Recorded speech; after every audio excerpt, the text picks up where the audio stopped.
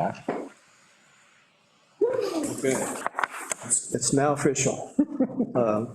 Welcome, everyone, to the Monday, February 5th, 2024 meeting of the Village of Lansing Board of Trustees.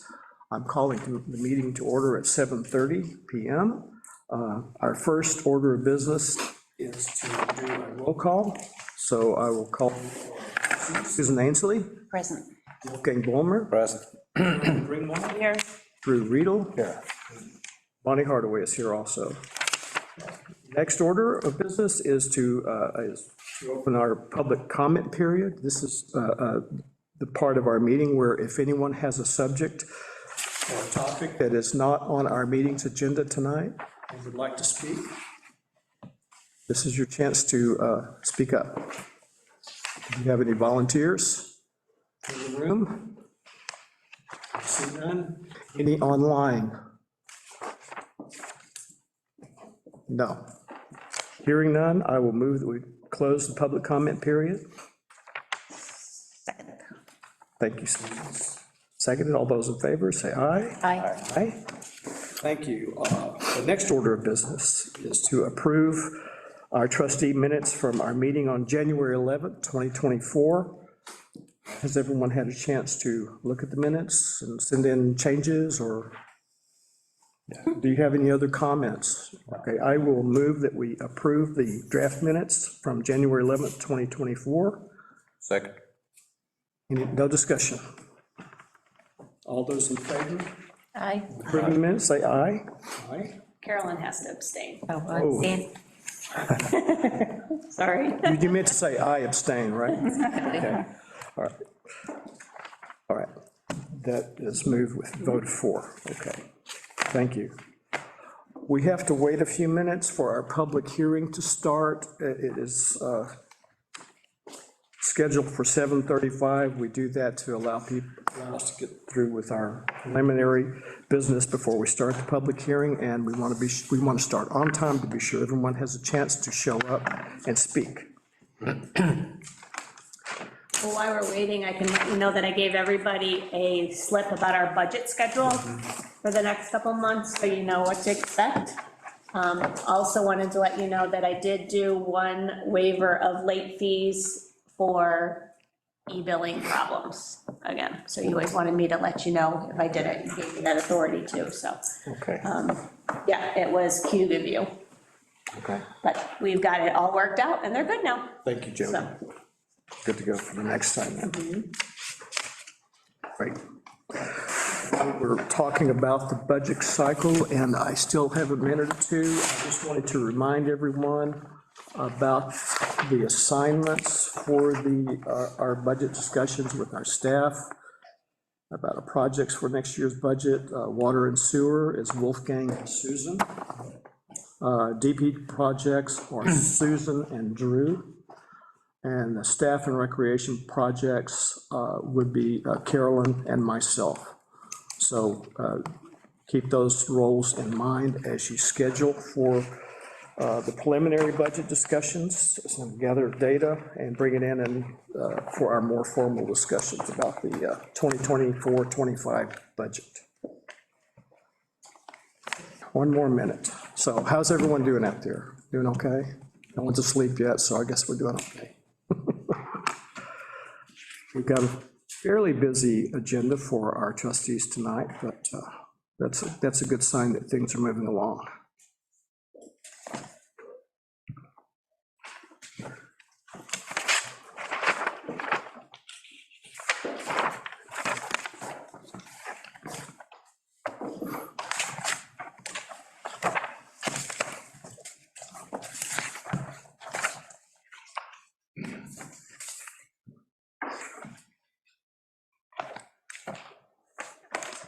Anybody got a good, clean joke? We know you don't, Mike, so it's fine. I don't know. 7:35. Okay, thank you. It's now 7:35. So I will move that we open the public hearing regarding declaration of a structure located at 37 Uptown Road, Building 12, being unsafe and ordering the repair or removal. Need a second? Second. Susan, second. All those in favor say aye. Aye.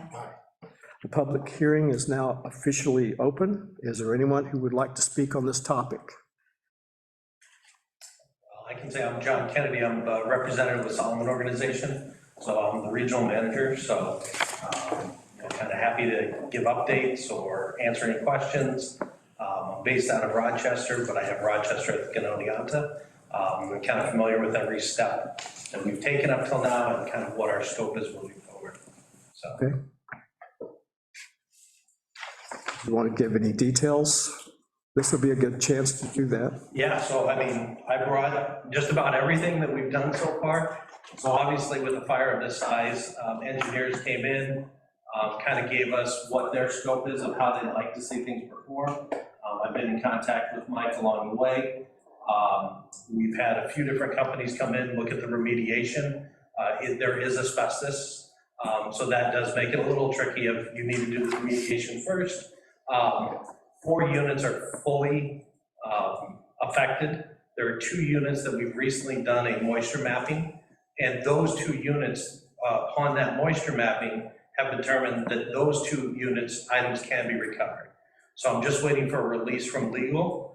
That would be apartment D and apartment D, apartment B and apartment D. As soon as I get those releases from legal, we can look into possibly getting those items back to those tenants, not allowing access back in to do that until the structure is deemed safe and we've made the remediation. But those 2 units have not been fully affected as the other 4 have.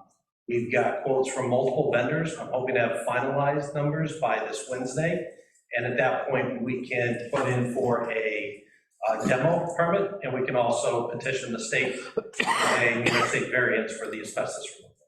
So we're probably a few weeks from the actual start date, but we've done all the legwork to get there at this point. Right. I noticed when I read on the document to be completed in 60 days, I think that timeline is not a reasonable timeline, at least that we see, for full restoration. But can we see movement as far as the remediation, removals? Absolutely. Right. So I think that's one point that we want to make sure we were presenting of where we're at in that process.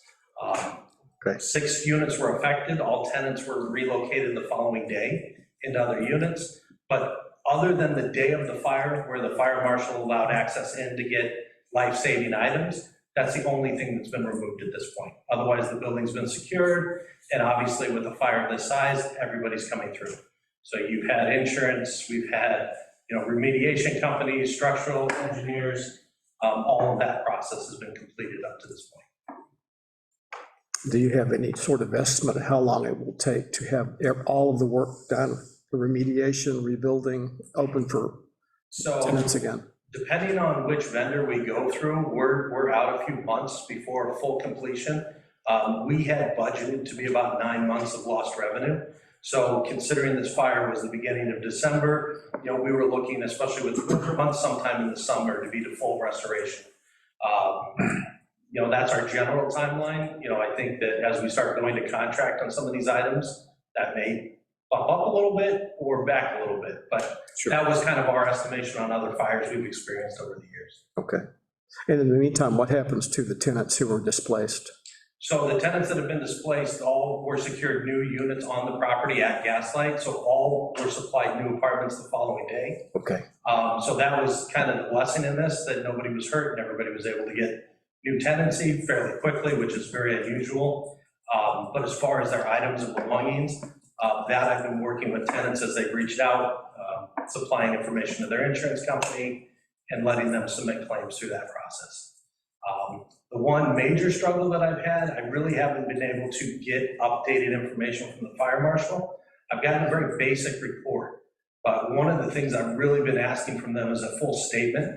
I know that the origin of the fire the night of was stated that there was a candle in the tenant's unit, but my report doesn't lend any information other than just basic factual, there was a fire. Right. So that has held up some of the insurance process along the way. Sure. But as far as logistics and restoration, it's not affecting any of that. Okay. Thank you. Thank you, John. Sure. Any other comments?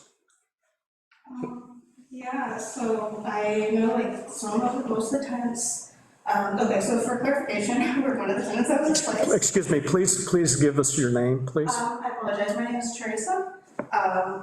We're, I apologize, my heart is beating, this like completely terrifies me, to be honest with you. Don't be scared. Especially at 22 years old, didn't think I'd be here. This is,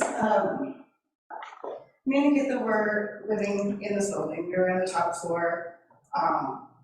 You know, we got into, you know, a new unit, a couple days after the fire. We haven't had a chance to finish our insurance claim because they're requesting pictures and nobody can actually touch the top floor until things are abated and all that stuff. We have talks, from what I know of, 6 months to complete the insurance. We're facing a whole state because we don't have the information.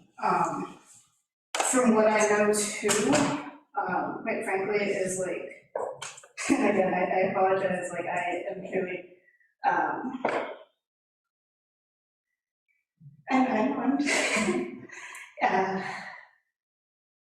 my whole life is up there. We've been kind of like asking for information, we've been promised, you know, information and such, but we've had to continue asking because we haven't really received anything. We were told, you know, come to the hearing, and that's when we're finding out, and so that's where we're finding out a lot about this. You know, by asking, and I wanna say, you know, I wanna thank Mike for also meeting with us and telling us more about the process and the status, because it's been truly, truly helpful. I understand people are not allowed up there, but we're students, we're graduating May, we're gone soon.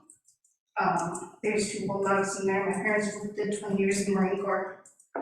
These 2 bulldogs, they have my parents' names on them. When my dad left for deployments, that's what I had. Those are porous. If there's friable asbestos up there, I'm being told that anything porous won't be returned to us, may not be salvageable. I've been trying to scour everything of where does it say this, where, why, can I bag it even? And ultimately, I am trying not to get emotional here. It's not working very well.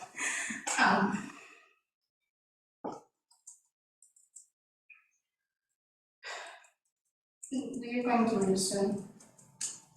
I want to be able to recover those things. I can't replace those things. I can't replace a lot of those things. We aren't going to be here long enough for me to request a replacement of my documents as well. I need those documents to get my job. I have a job offer that's sitting here and waiting for me to apply my passport so I can get security clearance. Eventually that offer's going to leave. And I can't request another one in time. I can't replace those bulldogs. I've searched everywhere, nobody sells them anymore. They've been to 9 different countries, I can't replace them. I have a rosary that my grandmother gave me that I have been praying every night because my uncle's having brain surgery this month. It's in there. My whole life is there. What I came here kind of prepared to simply ask was that, you know, if there were prepared a motion today, I was simply just going to ask, is there any way that the town can stipulate where we can at least recover our belongings before repair and demolish so that we have the opportunity to recover it? If the abatement company or remediation company or whoever deals with that says, no, you can't get porous, I want the opportunity to contest that. I want the opportunity to be able to ask, just please, can I have the things that mean my life to me back? I need to make sure I'm not stuck with a bill I can't afford. I'm first generation college student too. We can't, I don't know what insurance will cover, quite frankly. I'm telling you, I have no idea. What I do know is that, I suppose, rather, what I'm asking is simply, I would like, if there's any way that we can recover this stuff before I leave to try to, you know, move on with my life as daily. I can't, I'm sorry, I've been practicing this for like 3 days trying to, it's still a lot. I suppose you can understand what I'm asking right now. simply, we want to be able to recover their stuff, and we want the opportunity to make sure that we can recover as much as we can, especially the meaningful things, and to be able to ensure that we're not stuck with a bill we can't afford. And simply that, especially if this process has taken quite a while. It's been 2 months since the fire. I was, thankful to receive the degree inspection report Wednesday after asking for, back in December. That report was done according to the timestamp on the 28th, and we can see, we read through it a little bit, because I'm an engineer too. Ironically, I'm studying engineering, I like information. Reading through it, our department actually hasn't been tested for asbestos yet, because nobody can touch it. Completely understandable. There needs to be supports that go up there. That takes time. It took 5 weeks between, because that was released on the 28th, my birthday, to now, to hear kind of sort of a plan, but not actually even having a plan. I don't know what's going to happen. I'm asking for, I guess, some help so I can understand, what's going to happen next. What's the next process? Can I get my stuff before we leave? Because I can't afford to just keep staying here. Yeah. Thank you, Teresa. And I'm sorry for your losses. It's terrible. I would hate to think what would happen if my home burned and I couldn't get in to retrieve so many of the things that I have. And it sounds like many of them have special memories for you. As a village, we can't override any kind of state or federal or any other law that would prevent people from going in the building right now. But stay in touch with us and we'll see what we can do. The best we could probably do is to put you in touch with other people to contact. And John, is there anything that you can help provide for them? So I think I can bring some clarity to some of the concerns. And so, one, the remediation process, we should not be out 8-9 months. Like, that's step one. So, and I think as far as what's salvageable and what's not, I just don't have those answers. That's gonna take somebody physically coming in and doing an item-by-item assessment and treatment, and I just don't have that information yet. I can tell you I've been through them in the past, and I do know what I've kind of communicated is a lot of times what I'll see is that items that are hard surfaced are able to be restored and returned. Items that get saturated, sometimes they're not, but I just don't know the answer to that question. So, I understand. I fully understand their concerns. I think we're gonna do everything possible to make sure as we get more definitive information that we're communicating that out. I think some of the hesitation on some information coming out is that I don't want to give inaccurate information. And this is a big process. So as though I'd love to tell you I have all those answers, I don't, and it just takes a little bit of time. But I think with that time, people being concerned with May as a kind of deadline, I fully anticipate us being well in advance to that with the remediation and definitive answers as to those concerns. Okay, good. So hopefully you can give them information in time before they have to move. 100% correct. Okay. Can I ask Mike about your conversation? Do you know about what specific documentation is required for the insurance claims? I haven't received a full report from the fire department yet. They gave me the initial report, which only gives you who was at the fire, what time, how many people were there. I still have not received a full report of cause, that type of stuff. And I requested that, that was about a month or so ago, I actually requested that, and I haven't gotten it yet. So Teresa, on your request from your insurance company, did they say they need, like they said they wanted pictures, but if they had a fire department report that said the bill, would they also still need pictures, or pictures are one way to prove it and there's other ways as well? I think it's, to be honest, I don't know, because I've been trying to ask, honestly, I haven't asked if they were gonna want the fire inspection report. That's been one thing I've been meaning to ask lately, but since we got what people say, I was expecting, I'm just wondering if, like, for example, if we were to pass the resolution declaring this destructure, unsafe in ordering repair and removal, would that, like, if what we passed tonight, maybe they wouldn't need the pictures, which are harder to get for a while, so I'm just wondering what they would accept as proof? They've been pretty adamant about pictures and like itemized down to specific model numbers of things that we have in there, which I would even need pictures to be able to know, because I don't remember off the top of my head, but they've been sent pictures. I've already told them that it's condemned. I provided that notice, as soon as I found it on there.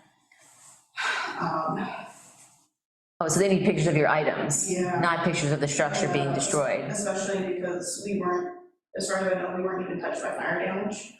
So it becomes unclear if what's actually usable or not. So can I ask you a question? So in other ones that you've gone through this process, have you been able to send somebody in with a camera? If the former tenant were to give you a list of, can you take a picture of my stereo, my refrigerator, whatever, is there somebody who, when they're going in there, could provide that photography? So, yes, so there's already a preliminary done, and a lot of the tenants that have been affected, insurance companies have already reached out or have received requests like, hey, I need this report or this information, and I've supplied that to those tenants that have requested that information. I do know in their particular circumstance, there was an individual that said they wanted to handle that on their end and they didn't want us involved as a landlord supplying that, and that's where that ended. But I think what you're referring to, like every single item documented, photographed. The extent their insurance company's asking it, yeah. That is something the remediation company will be able to do because they're required by law. They have to show what was salvageable, what was not, and they're documenting the entire process. So could you provide a letter, like, written out to make sure that they have a list that you've requested, every single one of these items, like you want a picture of your stereo, your fridge, your microwave, whatever, and make sure they have that? And then could you make sure that she knows when they're going in? Absolutely. And so she can, like, literally say, you have my letter, right, to whoever is the actual person going in? Yes, and kind of what I've communicated is once we make that determination of the remediation company, we will absolutely be in communication with tenants and insurance companies. So I know you're saying it's gonna happen before May. Do you have a ballpark that's between now and May? Well, yeah, I think at this point, our final preliminary numbers should be in by this Wednesday is what I'm being told, which means we should be able to go to contract by next week. Once I go to contract, I should get a timeline, but I would assume beginning project would be 30 days of us starting that process. So you almost think 37 days from now, there'll be someone going in? That's correct. Yeah, okay. Yeah. So I would just make sure, like, everyone's, like, in touch with everyone else, and And when you do have the contract and when you have dates, is it a problem with you sharing that information with all of the tenants so that they understand the schedule? Not at all. Okay. No, and actually, I have every document, anything that I've been requested, I've been able to supply, and I even brought for the committee today, an endless supply of every step along the process to where, we try to be as transparent as possible. So if there's questions, we want to answer, we want to share. It is a process though, and it does take, unfortunately, a little bit of time, but yes, happy to share whatever. Okay. and could you also share with Mike whatever you learn? Absolutely. Yeah. Yeah. And Mike, I guess share it with the trustees too. I think everyone's kind of interested and would like to see the contract dates and so forth. And So hopefully you can almost create two separate documents for them. One is, for my insurance, take a picture of these 11 items or 111 items. And then these are like super special things, like in a separate, like, let's see if we can get all of these and make sure they have that before they go in. So they're not like, wait, what?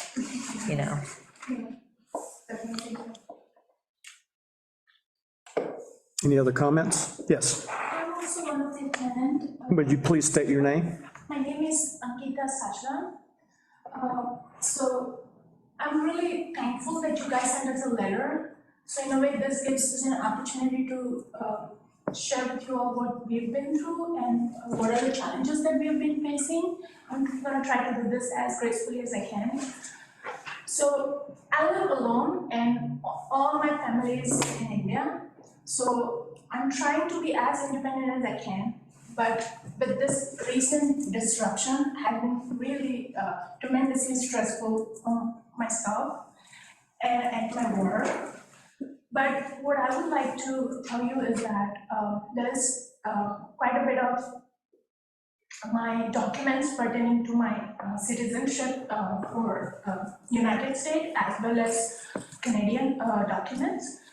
So I would like to get those if I can, because those are not something that USCIS or which are not prepared by my attorney, but these are given to me by government.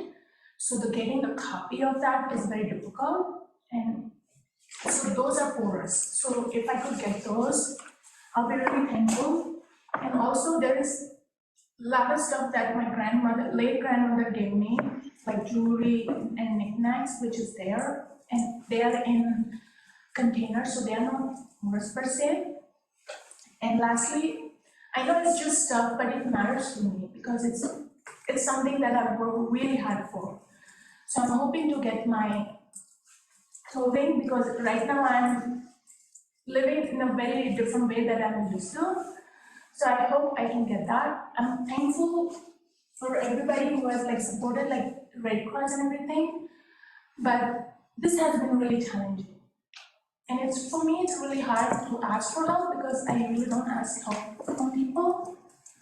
So yeah, I'm asking your help to like resolve this and how we're gonna move forward. Thank you. I wish I had the magic wand and I could make it all go back to the way it was. In your case, have you tried contacting the government agencies to warn them that you might need copies of your documents? My concern is that paper is porous, and it might not, even if they find it and it hasn't been damaged, so they could consider it contaminated by asbestos and will not return them to you. So my unit doesn't have asbestos, right?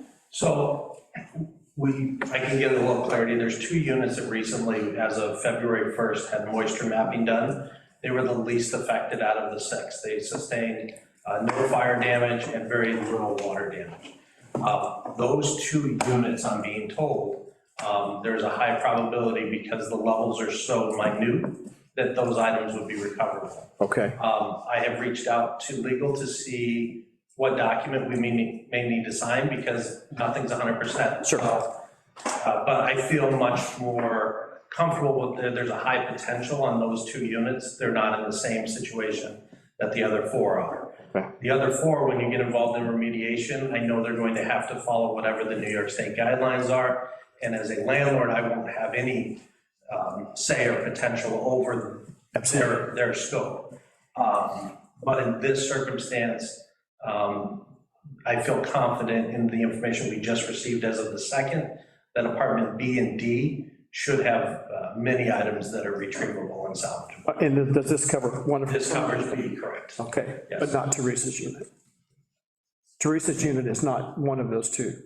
No. Okay, all right, just wanted to be sure. And can I ask you a question about in units where things are not recoverable, less recoverable than B and D are gonna be, but they have papers that are important? Is it ever been the case that you take photographs of those papers even if you can't return them?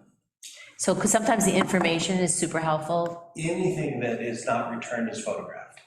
So you could ask, say, I need pages 8 through 206 of this document, and they would take those pictures for you? That's correct. Yeah, this was a learning process. I never knew about all this happened, but it's really very complex on all of the sides. Yeah, and if you let Mike know when you hear about these 2 units, if you would let us know. John's been very good about keeping communication with me. Great. Thank you. Natalie, were you going to say something? Yeah, so once you have that release, I think you said next week you plan on getting the legal release from your company for B&D? Yes. That's when it'll be? I've already submitted that as of last week when I received the report. And I can leave all of this with Mike, and this is really everything from A to Z that we've accomplished so far. All I'm waiting for legal, and I'll follow up with them. I was hoping to have an answer tonight to walk in with that information. I don't. But in other circumstances that I've been familiar with this process, as long as a waiver is signed, we can't allow access in because of the structure. But those high level items should be retrievable in a very early stage of that process. How many pages do you have there, John? Probably 300. Okay, I was gonna say, maybe you can provide a copy to everyone, but it probably has too much information that they would have to filter through it I anyway. have this in digital form, where I can send an email and break it up into 6 or 7 emails just due to file size. But if that helps too, I can send it that way. Less for us, I think obviously we could use that, but I was thinking for the tenants, if you could do the same thing for them and allow them to have all of the information you have, because if someone asks a question, they can point to a page within that document that says they're doing this, and maybe it would push the other processes along too, if you would, please. I'd be happy to supply it. I don't know, it's 90-some pages on each document, and they're very technical, so I can tell you from a novice when I read them, I don't have that clarity, but again, anything's requested, I'd be happy to supply. Yeah. And most of that we've already been sending out to insurance as they requested. Okay. I think it's important. In this case, it sounds like maybe you could get the tenants some information too, and they can, it sounds like we have some intelligent people that have been forced out of their homes, and let them go through the information themselves. It may be technical and very deep, but at least we have one potential engineer who might be able to read through that and get some comfort. Yep, absolutely, and we did meet personally, and I supplied that, so they do have that. Okay, thank you, John. Are there any other public comments? Anyone online?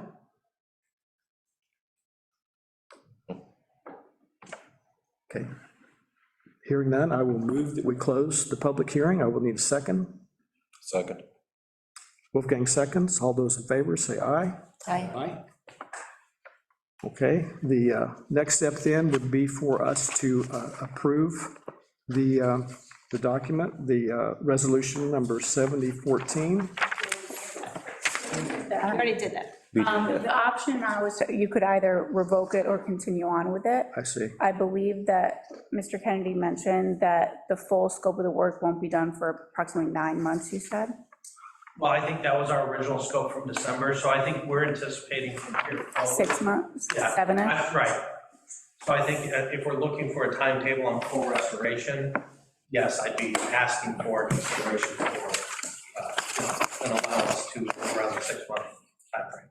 So I would recommend as an option, pushing out that the timeframe by which they complete the work, but perhaps have intervals by which we get updates as to what has been done and access that has been granted. 30 to 60 days, I don't know how often you want John to come back and how feasible work in that time period would be, but just to keep the process moving. Wolfgang? Well, I would be interested in not a time segment, I would be interested in major milestones. Yeah. So when do you expect legal to be done? When do you expect somebody go in? When do you expect that people can go in, or you have to remove, I don't know, walls and things like that? So I would be much more interested in getting a timetable of the major milestones. Yep. And that would probably help the tenants as well. Yes. Okay, do we need to make any adjustments to the restraints based on, within the resolution, is my concern. Should we go ahead and make that formal? Number 4 requires it to be commenced and completed within 60 days, so that would need to be revised. However, the board sees fits, either milestones and dates, if you want to propose timeline from them. The statute says that it has to be a reasonable amount of time for the work to be completed after the public hearing.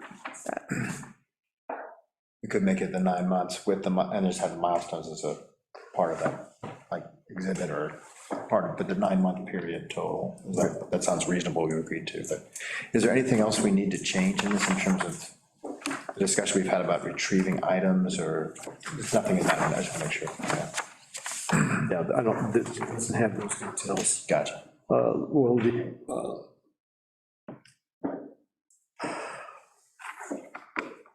it sounds like that the remediation, restoration, removal be commencing within the 30-day period, probably. Yes. It's just a matter of when it have to be completed, and to be completed within, instead of 60 days, Mike, you propose 9 months? That's what we were talking about, 9 months from From today. December, That's for full restoration, so I would think if we're looking for a timeline on the remediation portion, Yes. I would think we'd be comfortable with 3 to 4 months from today's date, because we're gonna be going to contract and they're gonna be starting work. And the initial portion of that would be the retrieval of items, which I think is probably the largest concern. So that should be one of the earliest steps in that process of remediation. After there, it goes to, removing studs and walls and things of less significance. So it sounds like the commencing 30 days and then 90 days thereafter, we give a total of 4 months? Is that? For the remediation. for the remediation. Yeah, let's give it an extra 30, 120, but in the meantime, we can have Can we milestones. revisit it if it doesn't, I mean, in other words, are we? Yeah, I think Yeah. we could. But let's go ahead and open it up to 120, and if it ends before that, that's great, but give them a little more time if it needs more time, because we don't know at this point exactly when. That'd be okay? That's fine. That'd be- Honestly, if you push it out to 120 days, you're pretty familiar with how projects go, Yeah. 100 days in, you get a notice, oh, sorry, we didn't hit the milestones in between. So I would be much more inclined to get a milestone, a project timeline with all the important milestones. And if we see that one milestone slips, I would like to see some corrective actions to get back on track. Because if we all figure out in 120 days, something went wrong, and I can tell you there was something being wrong, we are all sitting here and then we extend by 30 days and we extend by another 60 days. So I'm much more in favor of getting a detailed milestone plan. And as soon as we have a milestone slip, we get some corrective actions. That's how I'm used to run projects. Yeah, I mean, if they don't hit whether 90 or 120 days, they can come back and we can revisit it, I guess is my point. But it's better to kind of know. But I want to know in 10 days whether I'm already 30 days out to 150 days. What I can convey is that it is in our best interest to also get this completed as soon as possible. Yes. So we're working diligently to get it resolved as quickly as possible. No question about that. It's all your money, I'm pretty sure. But you know exactly how construction works right now. So. Our next meeting is on the 15th. By that point, would you have your contract completed and you better idea of the actual schedule? The initial, I would believe so, yes. Maybe we can reconsider this at our meeting. I like that idea. Yeah, you can hold you don't have to vote on it. And then we can make the changes in this document That's fine. after that. That's good. Is that something that I could supply remotely, or is that something we need to go? I think it's remotely, right? An email. Yeah, email and a project plan attached. You do not have to be here to do that. Just give us milestones through Mike, probably is the best person. I can do that. And Mike can let us know, and if we need anything from you, we'll let you know in advance of a meeting. Okay. So that you can be here or answer some questions before the meeting. Okay, very good. So do we need to identify those milestones now? No, I don't think we can. Oh, we can. Okay. It would be part of the contract, once John was saying, once he gets a contract, he has a better idea of what those milestones For would the be. tenants who are present, I just wanted to Yes, say, you're working on it and waiting. And by the 15th, 15th. you have verbal confirmation that. Yep. And I can even include the tenants in on my communication to Mike. I I'd think be that's happy to do that so that everything's coming through and everybody's getting the same information. Yep, yes. good. Thank you, John.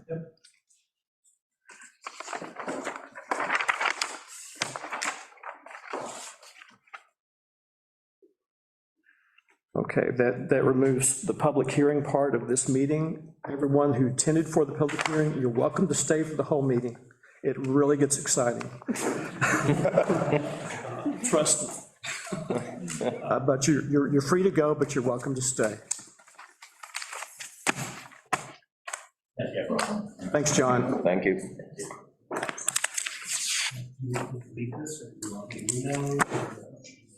Okay.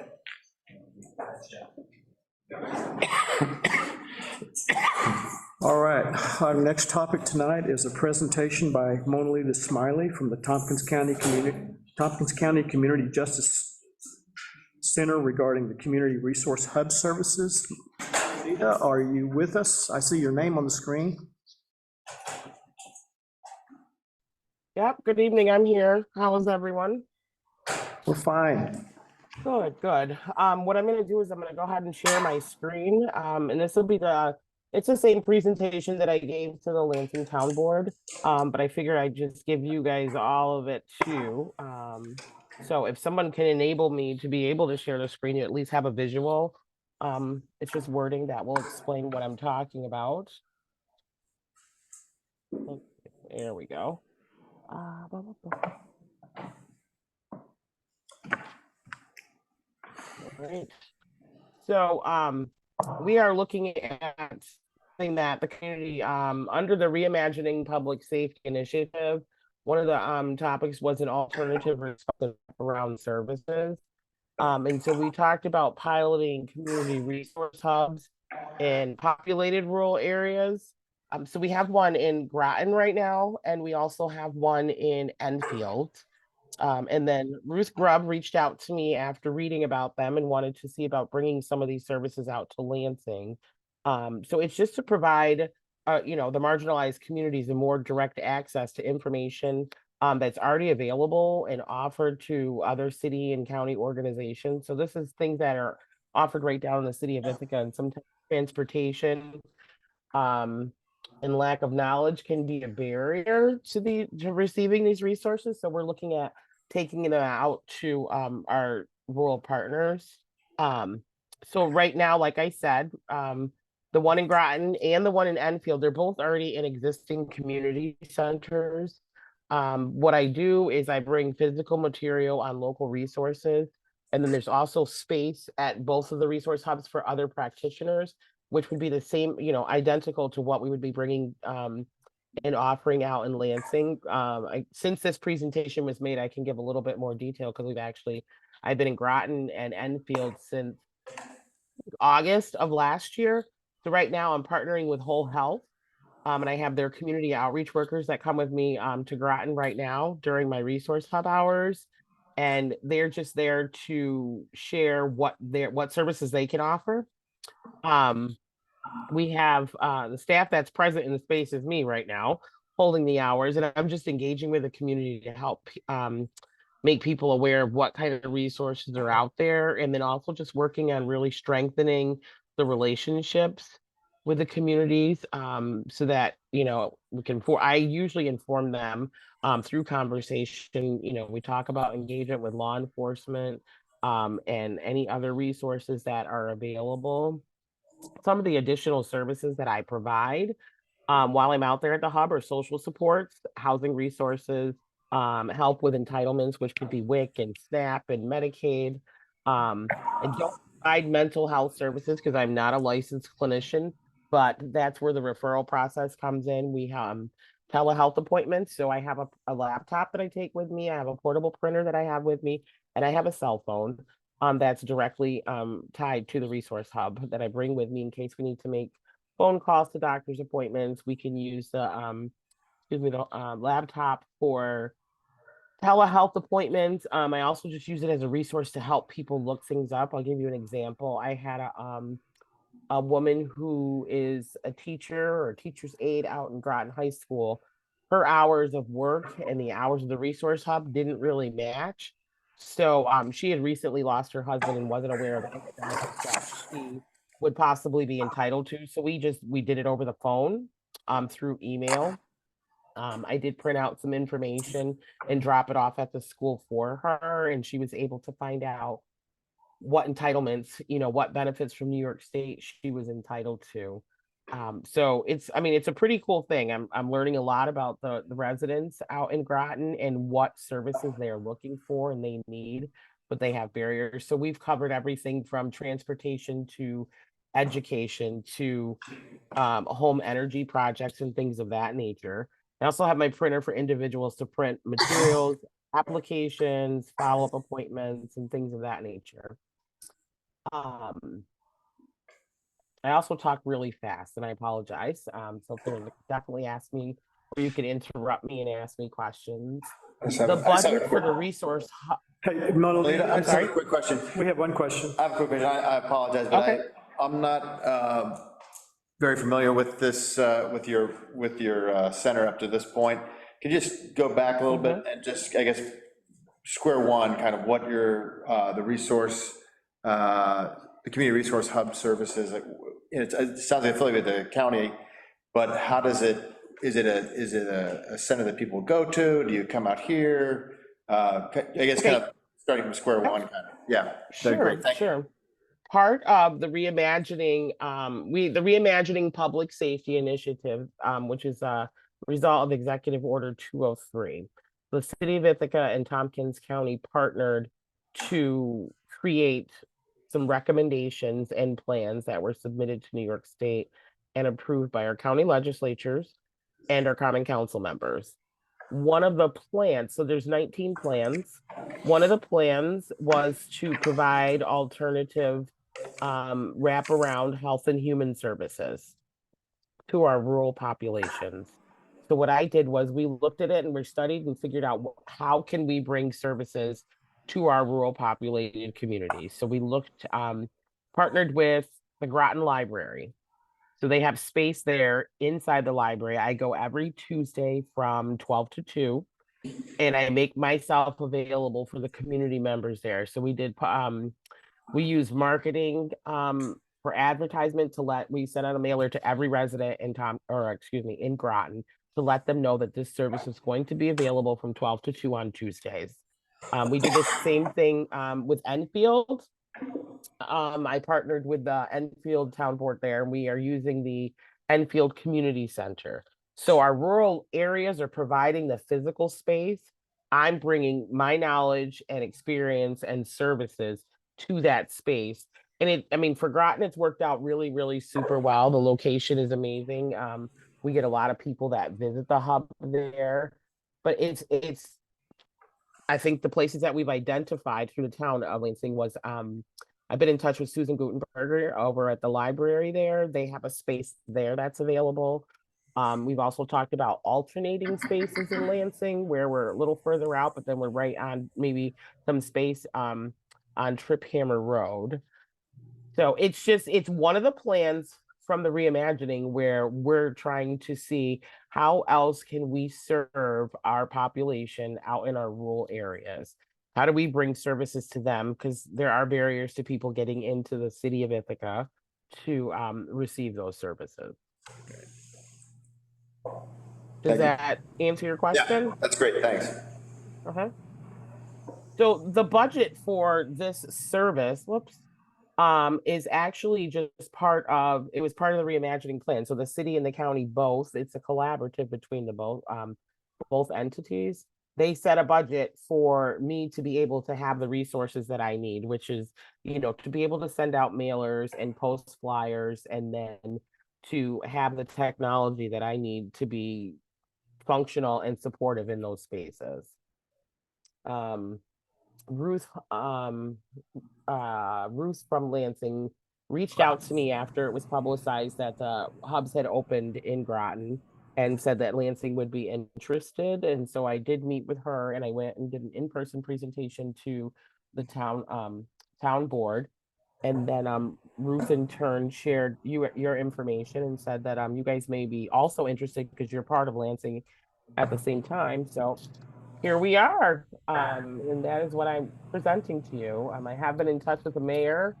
I met with him, and he actually is the one that invited me to this meeting this evening, just to share some background information, and answer any questions that you may have about the hubs.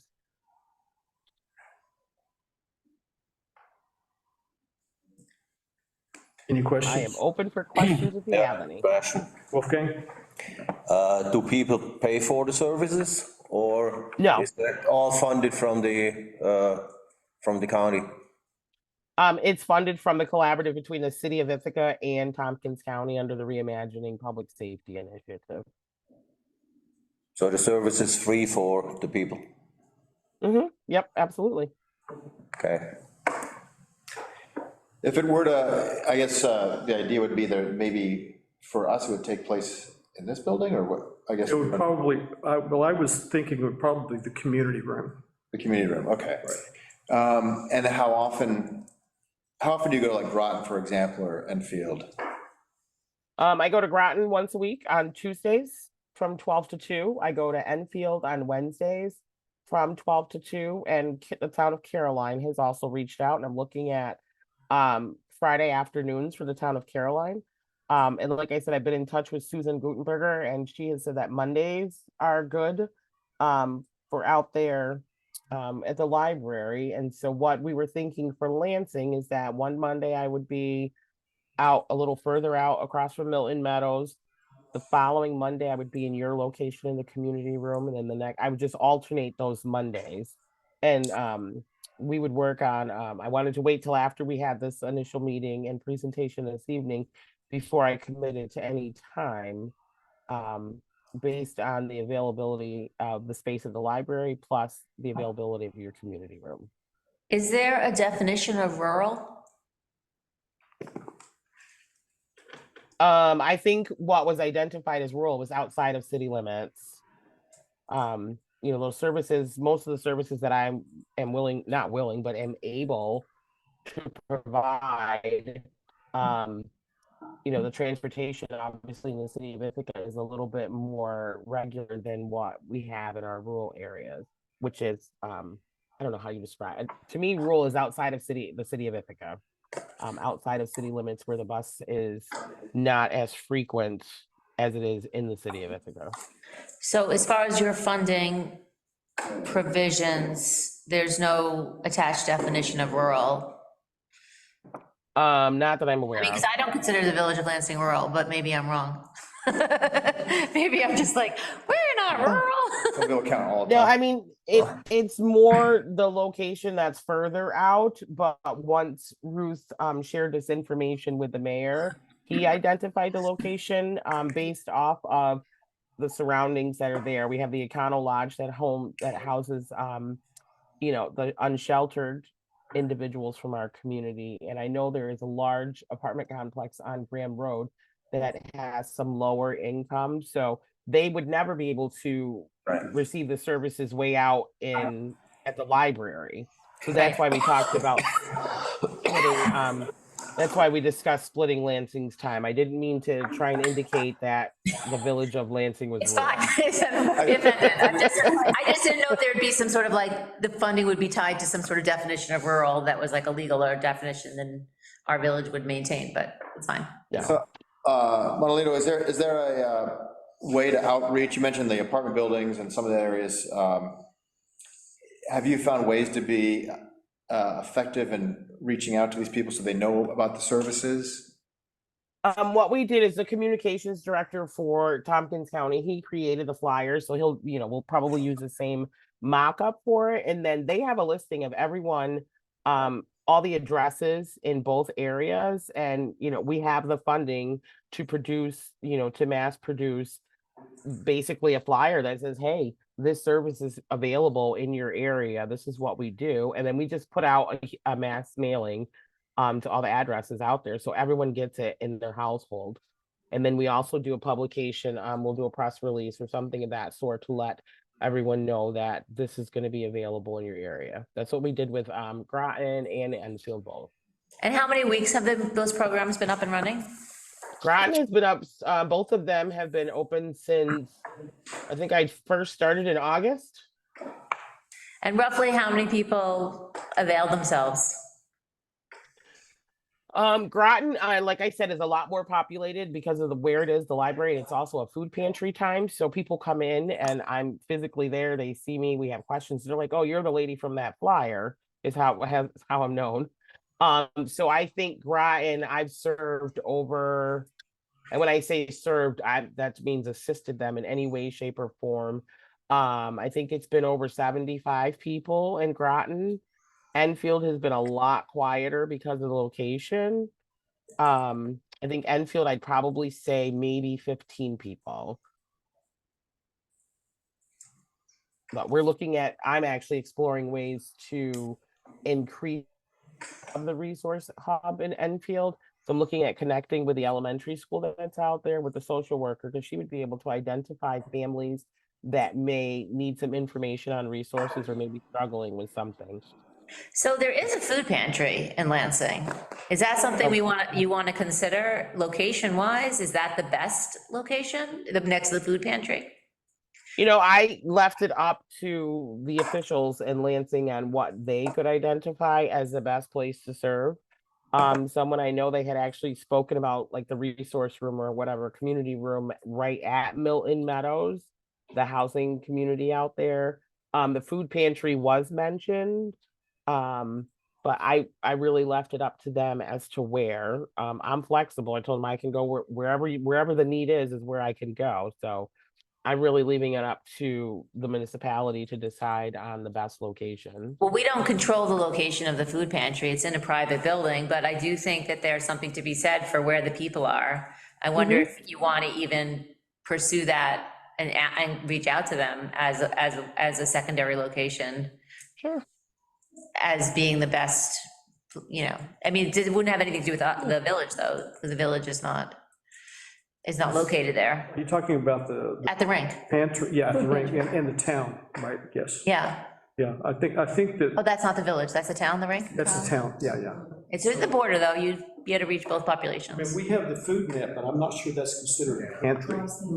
So, There's always a ton of people there, at the Lansing, the town of Lansing, oh, yeah, yeah. at the rink, yeah. It's very busy. So, yeah, down the road, if the current location suggested for the town of Lansing doesn't work, that would be a pretty good backup.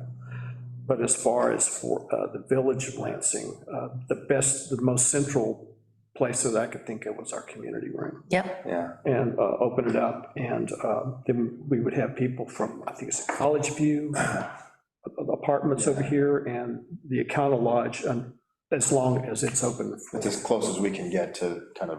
Yeah. I just, a quick question, in the mall, there's a Lansing community room, that's the town, I believe, right, that has that space, or is that just, That's a good question. because that could be, if we could work with them to make that accessible, that might be, Yeah, that would be a private, That'd probably be even better for I people. don't know that's an idea. yeah, that's a possibility. I don't know who owns that, but I suspect it's a private, Yeah, because I thought I saw Lansing Community Rec Room as I passed through there occasionally, yeah. You don't have a list of tenants, right? Doesn't matter. making a note of that. Because I have seen that, and I haven't seen That it, might be easier for people to walk to or get to, but, possibly. yeah. They might be over there for other reasons too. So that's another possibility, Mona Lisa, we could check into, is the Shops at Ithaca Mall has a community room inside the mall too. that- Okay. And they might even have Wi-Fi, whereas our community room does not have Wi-Fi. So you might get away with not using your personal hotspot. Well, I mean, I can get the mobile Wi-Fi from the county. They have one that's available. Right. That I would be able to bring with me. So if that's gonna be, having access to Wi-Fi won't be an issue, but I'm happy to look into the shops at the Ithaca Mall. Okay. When you start a new location like this, it might be too new for you to answer this, but how do you measure success? How do you know, and I think Carolyn was kind of alluding to this, is how do you know that you're serving enough people to make the time you spend inside the location worthwhile? That's a great question, and I figure if I could help, I know it's a really really low threshold, just even getting the information out there that we are out here and we are available. Some people come in and they just want to chit chat and they want to talk about whatever's going on in their life or whatever's going on in their community, and they don't necessarily receive my service. But as long as I'm getting the CJC out, which is the Community Justice Center, getting that information out there, right now it's a success. It's a success for us. We haven't measured, success rate in numbers. At the end of the year, I did do a quick report back to the county, and I'm going to do one to Common Council this week just to say, hey, this is where we're at. with the resource hubs, this is how many people have been served, these are the services that they're looking for. So, Enfield, like I said, has been really, really slow, and, every once in a while, a board member will pop in and was like, oh, you said you'd be patient, and I come every week, because whether or not I'm sitting in my office downtown, or I'm sitting in a resource hub, I'm still working. If I'm not engaged with a community member, I'm still getting, some other work done, so, it's a win-win just to actually be partnering with our rural community members and them allowing us to come out and utilize their space to offer some of these services. Okay. Are there any other questions for Mona Lisa? One quick question. As far as a time it's most effective, given that I think some of our members of the community may work in Ithaca, is there a time of day that would work better for people in this type of community? Like Lansing, where a lot of people, it's still not as rural as Caroline alluded to, but work downtown, and is it evenings, or you can't, like late lunchtime? At what times would you imagine? I haven't, I'm trying to figure out, we just picked the times. When I say we, I have a project management team that I work with, which has some city representation and county representation. We decided on the times based on where we were located, depending on, what resource center we were at. I am flexible with timing. I do have, it'll hopefully work well with my schedule. I've never considered an evening, an evening hub. I guess if that's, the time that we are working on this and we see that evening hours, people are reaching out and saying, yeah, well, I don't get out of work till such and such. We're flexible. I'm adjustable. I can work on that. But people also have access to me, because once we send the mailers out, they'll get the phone number to the resource hub, and I have that cell phone with me. So we may not have a face-to-face, but it may be someone like the teacher, for example, who couldn't come to the resource hub during those hours, but I was able to reach out to her either texting or phone call after hours, after she got out of work. And we were still able to get some work done. So it really depends on the actual venue and the population. If we start to see that they need something a little bit more later in the afternoon or early evening, then I'm flexible enough to work that out. Great, thank you. Does your flyer that you send out give people the opportunity and the connections to contact you and let you know what their best hours for them would be? Yep, the cell phone number is right on there, and we're like, please call. And that's, like I said, it's a number directly for the resource hub, so they can call that. They can text me, they leave me voicemail messages, and I get back to them based off of what their need is. If they're calling to say, hey, can we meet at such and such time because I can't make it to the hub, that's fine. Okay. Yeah. Any other questions from trustees? Thank you, Mona Lisa. You're welcome. Let's check on the availability of the room over at the Ithaca Mall, and let's get some information about that. Okay. And we can pursue this and talk it over with the trustees in the next meeting or two and see what we want to do with this, see how we can help you and how you can help us. So, all right. I appreciate it. Thank you again for having me. You're welcome. Thanks for having me. Have a good night. Thank you. Thank you, you too. Bye-bye. Bye, Mona Lisa. Bye-bye. All right. Our next order of business is to consider the amendment to the rental equipment operators and laborers contract insurance. Jody sent out information, and basically this is basically to allow Belisario to adjust their insurance limits within their upcoming policies. And some are going up, some are going down. And John called me today and asked me if I had questions, and my only question to him was that did everyone who is going to be impacted by this read it and say that it was good for every party that was involved. T.G. Miller, John, our village, and Belisario, and they all agreed that this was not a significant change, and it would probably, in fact, it was, the insurance company said that it would not be a problem for the village. So are there any other questions? I mean, yeah, I guess there's always like, I guess I'm comfortable if you check these, there's always a little bit of a change in risks, and you can come up with some scenarios, I suppose. But I get, is there a cost savings in this? Are we able to partake in some of that cost savings? I don't know if the cost savings is for us or for Belisario. Yeah. Cost savings might go to Belisario, but I'm not sure how that would reflect in lowering our costs. It won't, because we have a set rate. Okay.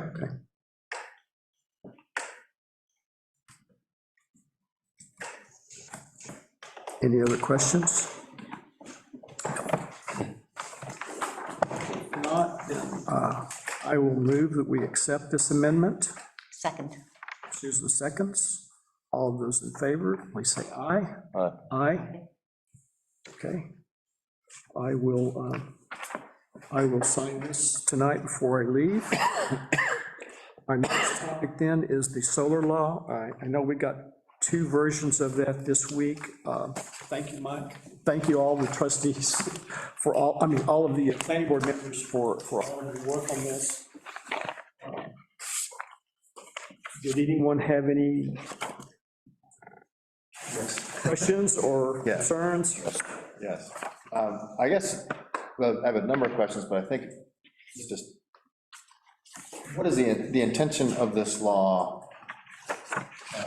For example, as if you're a solar panel owner, or if you're someone who's thinking about installing solar panels, why is this better than the status quo? What is the intention of the The law? status quo allows for you to build whatever you want. Right. And so some things have come up on various properties, particularly off-roof, larger Ground level. buildings. So that is the purpose of it. So- Also the purpose of it, which really gets lost with, when you have to Right. dot all your i's, is to promote the use of solar energy. But sometimes that's hard. How does that promote it? It's hard to, when you also have to make sure that like a lot of other ground is covered. So the promotion part is also part of the goal, but yeah. Because some of the things look like additional costs or bureaucracy. Yes. So that's what I'm talking about. Like, Yeah. as you start thinking about the things and you add and add and add and add sections, you lose the promotional part, which is definitely part of the original intent.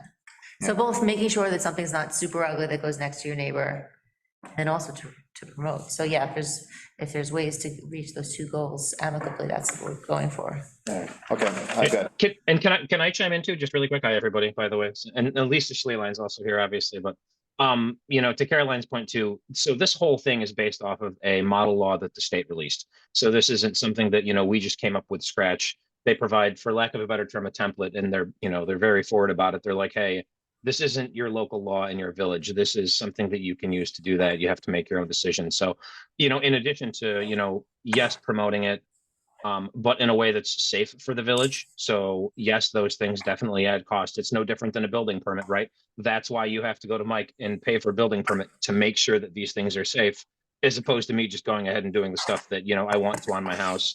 But in addition to also, making sure that it protects some of the aesthetics, neighboring properties, things like that. It also ties into some of the other local laws that we have here, and the planning board and Natalie and Mike and really everybody that was involved really made sure that we did that. So everything from setbacks to what the neighborhood looks like, to also referencing the new tree law that was passed, taking all those things and kind of bundling them together to make sure that we're not creating some new thing that really doesn't provide any value to the village, and also messes with all the other local laws and code and regulations and things like that we have. When I wrote the original version of this, like 4 years ago, we tried really hard to make it super, super simple at the lowest level. And it's not as simple anymore. And that's something that we might want to talk about specifically with regard to having a decommissioning plan. We wanted that first level to be like a one-page form. I wanted that first level, and the original committee, to be like a one-page. Right. Yes, There's, super simple, but it's no longer that. Form filling, decommissioning Agreed. costs and Agreed. fees and tree cutting waivers you have to get. Agreed, Seems kind of like, I know. I don't like looking at gas tanks I either, know. but they're, It was so hard because we really wanted, but then someone will say, but what about this? Mhm. And you can either put that in your law and make your law more airtight, or be more casual, and there's be some, like with the sidewalks law, I wanted it to be sidewalks and walkways, and we were like, let's make it simple and just make it sidewalks, and then 2 years later, we're like, oops, should have been walkways, because now we have a walkway issue that like would have been covered, so, you have to balance those things, but I'm with you on the decommissioning plan Yeah. for tier one, 100%. Well, and so though, if you take a look, you don't need a decommissioning plan for tier one. So if you look at tier one, and that's really, tier one is really meant to be like, hey, I want to put some solar panels on my house. Condition F is a decommissioning plan provided for, and we've had this discussion so many times, the planning board. Tier one, that discretion is with the code and zoning officer. So it's not that you have to do it. It's that there may be certain situations where we're going to want that for a tier one. It's not that you have to. And we tried to be very cognizant of that through all the tiers. When is us imposing this thing going to be onerous versus when is it absolutely required, right? For some large scale thing, we absolutely want that. But for some smaller thing, we may not need that. But there might be a reason why you would want it, and we didn't. It's hard to write that, and figure that out both ways. So that's at the discretion for tier one. If you look. And tier two. Sorry, yeah, and also two. Yep, yeah. Yeah. And the bureaucracy, I think it's in form filing for ownership changes, like if you sell your house. Yeah. What is That that? was a big issue because special permits run with the land, they don't run with the owner. So if there are conditions on a special permit, we want those individuals purchasing a home with solar panels to be aware of what they're signing up for. And the only way that Peter and I could think to make that feasible is to put something in the clerk's office. So when you're going to buy a home, you get the abstract updated, your attorney gets it back, there's an alert to you that there may be conditions on the solar panels that you're purchasing. And that's a way to let them know what they're signing up for prior to purchasing the home, so they can decide, no, I don't want to take this on, seller, remove the panels, or yes, I agree to do this, moving forward, I'll notify Mike that I bought. But we could also just say, that's not something that we want to keep in the law. I just want to understand the legal, so if it's on the house, it's considered part of the land? It's still the A special permit runs with special permit. the land. And I guess what I'm having a hard time is why you need a special permit for solar panels, but not for. Well, a special permit for a tier, you don't need one for a tier one on the land. Sorry, say it again. For a tier one, so like a mounted, for residential, you don't need a special permit. Okay. Those are for ground mounted or like large solar arrays. So tier one, you wouldn't need to, if it's rooftop tier one, you wouldn't need to fill out special forms for ownership change? Or you do? Right. And I don't, unless there is. Yeah, that's so, but If I read it correctly, you do. There's conditions on the building permit, then yes. would there be conditions on the? But I don't think there would be many conditions on a tier one building permit. Should be, it's gonna be 90% of it. But could I just ask a question? Have the trustees, have you had time to really look at this? Yeah, I Because read it is it. pretty complicated, and certainly, and maybe we even need to come along and sort of talk it through with you, because I think, as Carolyn pointed out, we wanted to keep it simple, but the more you look at these issues, they're not as simple as they look on the surface. And you have, so our intent was roof mounted, building permit, we don't get involved. Mike says, yep, looks great, it's all safe, blah, blah, blah, and that's it. But once you started getting ground mounted, we had a situation where these people put a very large ground mounted thing within 10 feet, the setbacks were okay. The neighbors didn't know about it. Some situations could really create problems for the abutting neighbors. And so we wanted to take that stuff into consideration, because it's not just about the people putting the panels up, which we want to encourage, but we don't want it to be at the expense of their neighbors' properties being degraded. So, it was a lot more complicated than, and once we got into all of this, as Natalie was just saying, oh, well, if it goes with the property, then this was the situation that probably makes the most sense, to protect a future buyer, so that when they don't inherit some whatever. But if you've ever seen, solar panels that have deteriorated and haven't been dealt with, decommissioning, you wouldn't want it next door to your house. So I think all of that, but maybe more time is needed to really look at this, and we should just come and answer questions in person, because it isn't a simple situation, but I think we thought a lot of this through, so it would be good to have some give and take, I think, maybe. So one of the things. Oh, Yeah, I was just gonna say, my main concern is just if, like, the average homeowner wants to put 5, 10, so whatever, 15, 20 on their roof, that they're not gonna have all these forms, and, it seems a lot more complicated than it is today, and I don't want to discourage that type of stuff, but anyway, so.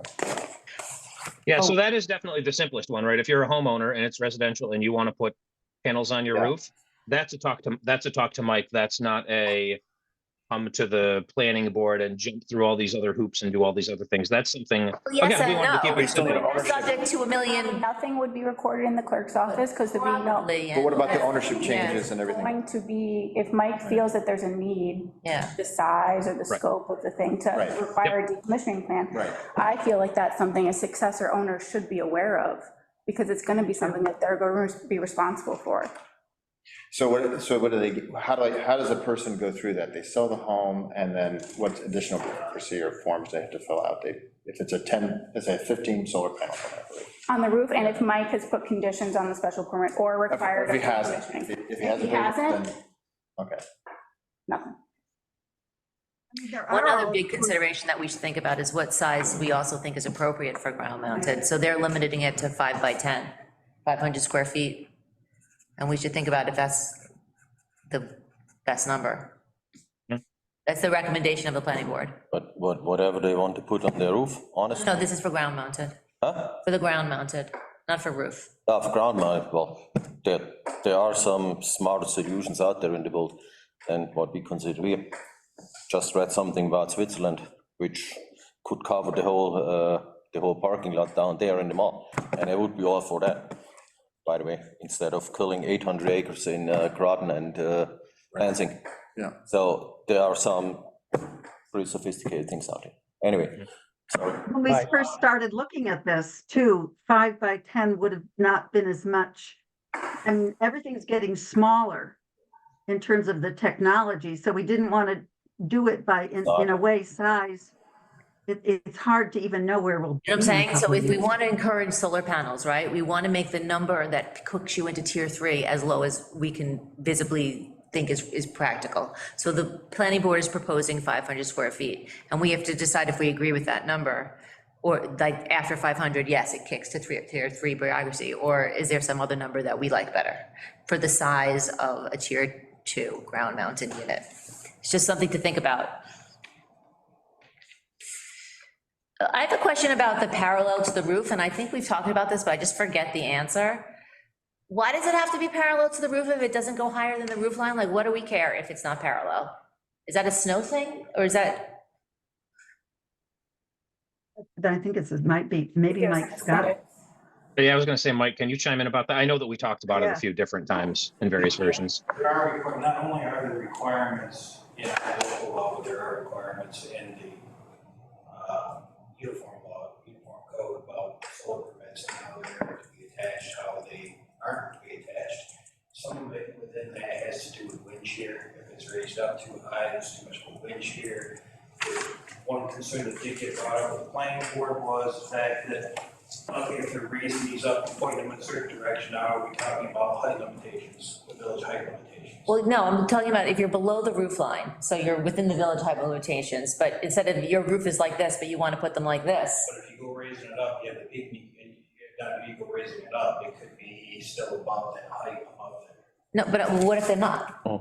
Like, I'm just asking about what if they're not? Like, you have a roof like this, you're saying it has to be parallel, what if the owner wants to do that? Which is not parallel, it's some other, it's like pitched up there. You're saying wind would get in there and that violates the building code? I mean, if it violates the building code, that's. You'd have to review it, that's right. But I'm saying, do we have to require it to be parallel, or can we leave some flexibility there? It has to be completely parallel, it has to be within a 6-inch duration of how it gets turned. But that's not written in here. That's in the code. That's, This says that it is has to be not written in parallel. here. I'm wondering, where can we make it less strict. And I'm wondering, does it have to be parallel, or can it be? I think the intent with parallel is that it wasn't running, whatever the, not perpendicular, but on some roofs, they're pointing the opposite direction because the roof isn't westerly facing or easterly Right. facing over, and it's to prevent that type of abrupt, very I don't know how to describe anti-parallel. It's not Wondering if we have to require I think it's parallel or aesthetics, something so. else that we could Yeah, require. I think one of the examples was they shared, it was an aesthetics thing. Somebody had their house. They built a support structure on the roof and then had the solar panels attached to the support structure.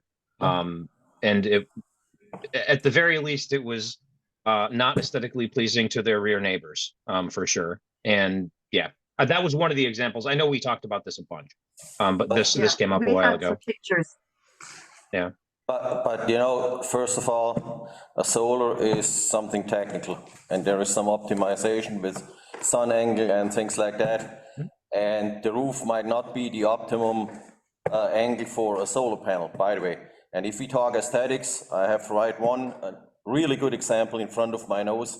Every morning I look out of my kitchen window, and that's all about aesthetic. So we should probably not talk too much about aesthetics here. Because obviously in the past it was not taken into consideration, or No consideration in the past. or somebody found a way to go around and know what I'm talking about, right? Gas tanks We either. want to balance You consideration, know what I'm talking about, exactly. The but do we have? famous pool house, but anyway, so that's one thing I would say we should be a lot more technical, what we would allow in terms of optimization of solar panels and what we don't allow in terms of optimization. Otherwise, I would leave it to the engineers to put the whole system on there in an optimized way, which would be the best for our citizens. So that's the first issue I have with the whole thing here.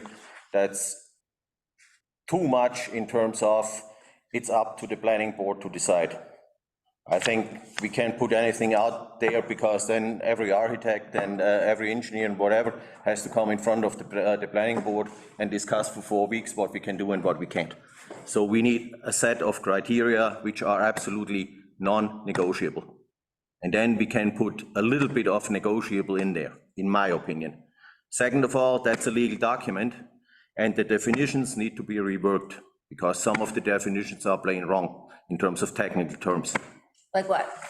Like you're measuring current in kilowatts or 0.25 megawatts. Nobody measures current in megawatts. Whoever paid attention in physics knows it's ampere. What? Ampere. Say that again? Ampere. Amperes. Amperage. It's not ampere, it's ampere because there was a French guy. But anyway, so. New York State measures it in kilowatts and megawatts. Current is never measured in kilowatts or watts. Okay, well, New York State solar panel law is the model law that. That doesn't make it correct, sorry. In terms of technical and physical terms, it's not correct. Sorry for that, but it's not. The whole description about system in here is not correct in terms of systems engineering. Sorry for that, but in my opinion, if I need to sign off on this document, it needs to be technically correct. If we have to be careful, though, if we start straying from what the current standards are within the state on how they measure capacity, that we're going to confuse people that come in and they're used to working with one agency and the village is going another direction. So we can be right, but we can be wrong on a larger scale. So we've got to be careful. We can check that to see if that's acceptable, how it can be converted. But I think we need to be consistent with the other laws within the state and federal. That might be, but it doesn't make it correct. You have been in a technical field, you never measure current in kilowatts, hopefully never. So it's as simple as that, sorry. It's not that simple, actually. I think that. It's very simple. New York State's definition. It uses for kilowatts and megawatts, and that's what, anyone that comes to the village to ask for this, if they're using a solar panel company, they're going to expect this type of language and to incentivize residents to install solar panels and make it as easy Measuring as we can production. for possible, I think we should stick with the standard that New York State uses. That's okay for me. I measure my solar panels or whatever in kilowatts and not in current. But if I have here a paper which says current and has kilowatts as a unit, you fail. It's an F in your class in college. It's as simple as that. What page are you looking at, Wolfgang? I'm just curious where I that was is just in gonna there. say, Just megawatts and kilowatts. Definitions, The definitions, there are some, they need to be reworked, in my opinion, Oh, because they are simply not correct. in addition to those two, which other ones are you, Or the system, the ones? system? The integrated or the ground mounted? oh, it's the, all the way down, solar energy system. Solar energy. Just not components and subsystems, but anyway, so, again, I might be probably a little bit too technical, but I think a legal document should, Can you propose a definition for that one, solar energy system? well, it needs to be reworded that it fits a system description. Can you do that? Can you send us something that you think is appropriate? I probably could, but the last document I sent out, nobody was interested in, so, I'm asking you, so I'm obviously interested. Could you send us a simple definition for solar energy systems that we could possibly I use, can send you a systems definition if you want to. that you write intentionally for this, so that it's, No, it's a general systems definition, which fits for solar systems, anyway. Definitions were taken from the model solar law. right. I'm just curious what he has to say, and if it would no, be I agree. helpful. But, yeah, I mean, if it's just like a chapter from a textbook, it won't be helpful.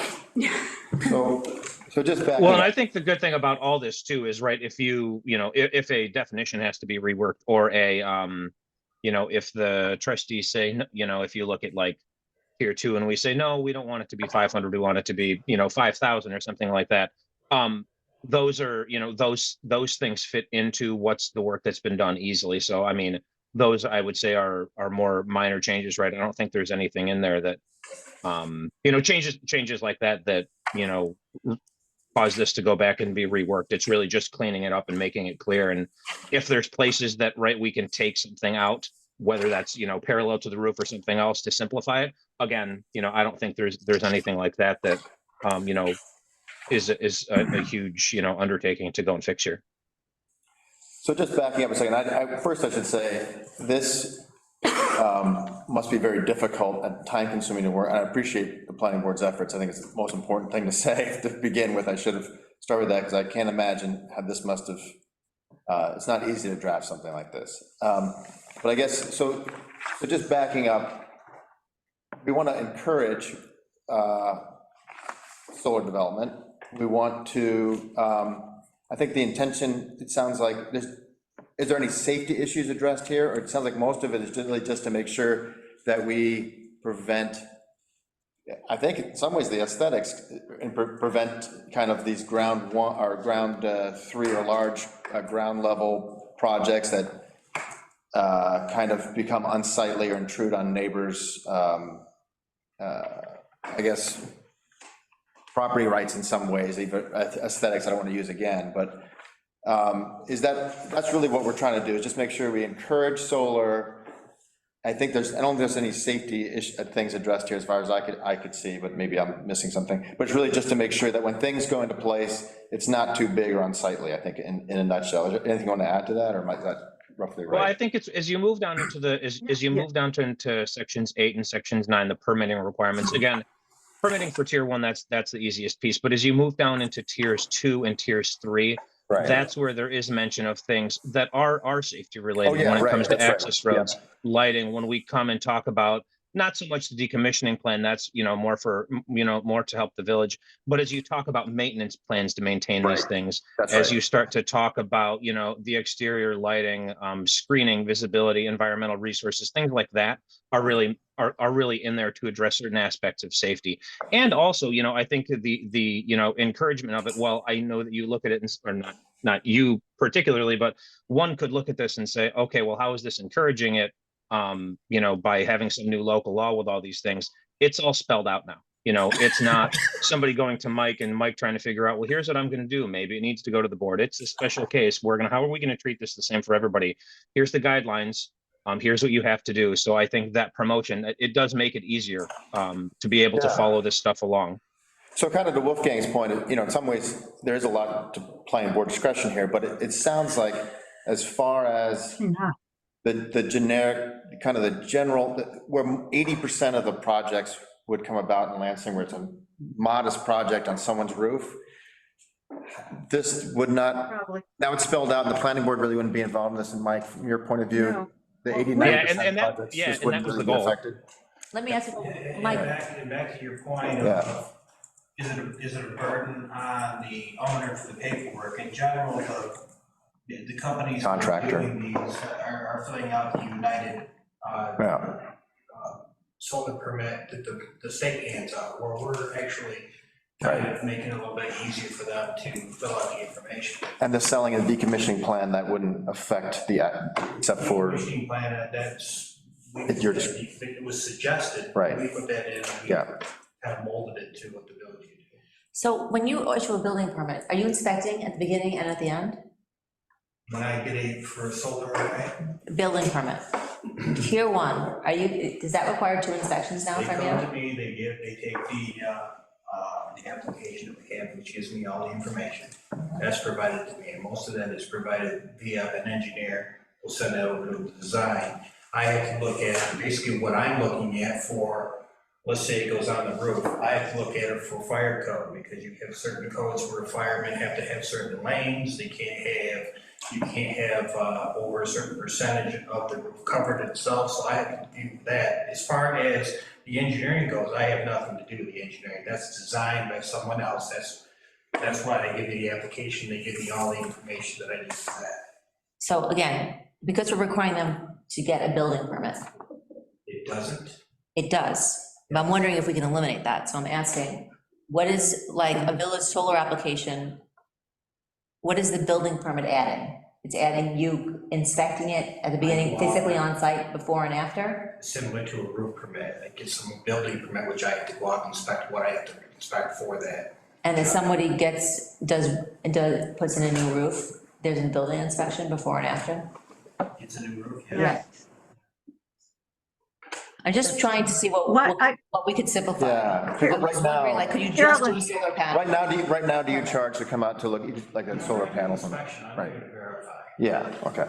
Verify what. But it doesn't, could I ask a question? Doesn't it also, like when I had a roof done, it also helps to protect me that if somehow the installation isn't correct and our code officer notices something that's not correct, it has to be corrected. We don't want stuff to just be, we don't really know what some of these installers, presumably they're reputable companies because this isn't a simple situation, but it's a protection also for the homeowner to have somebody look at what the work that was done to be sure it was done properly. I mean, is the way I NYSERDA look does at come it. out and check I it too. don't consider all of this very obstructive, actually.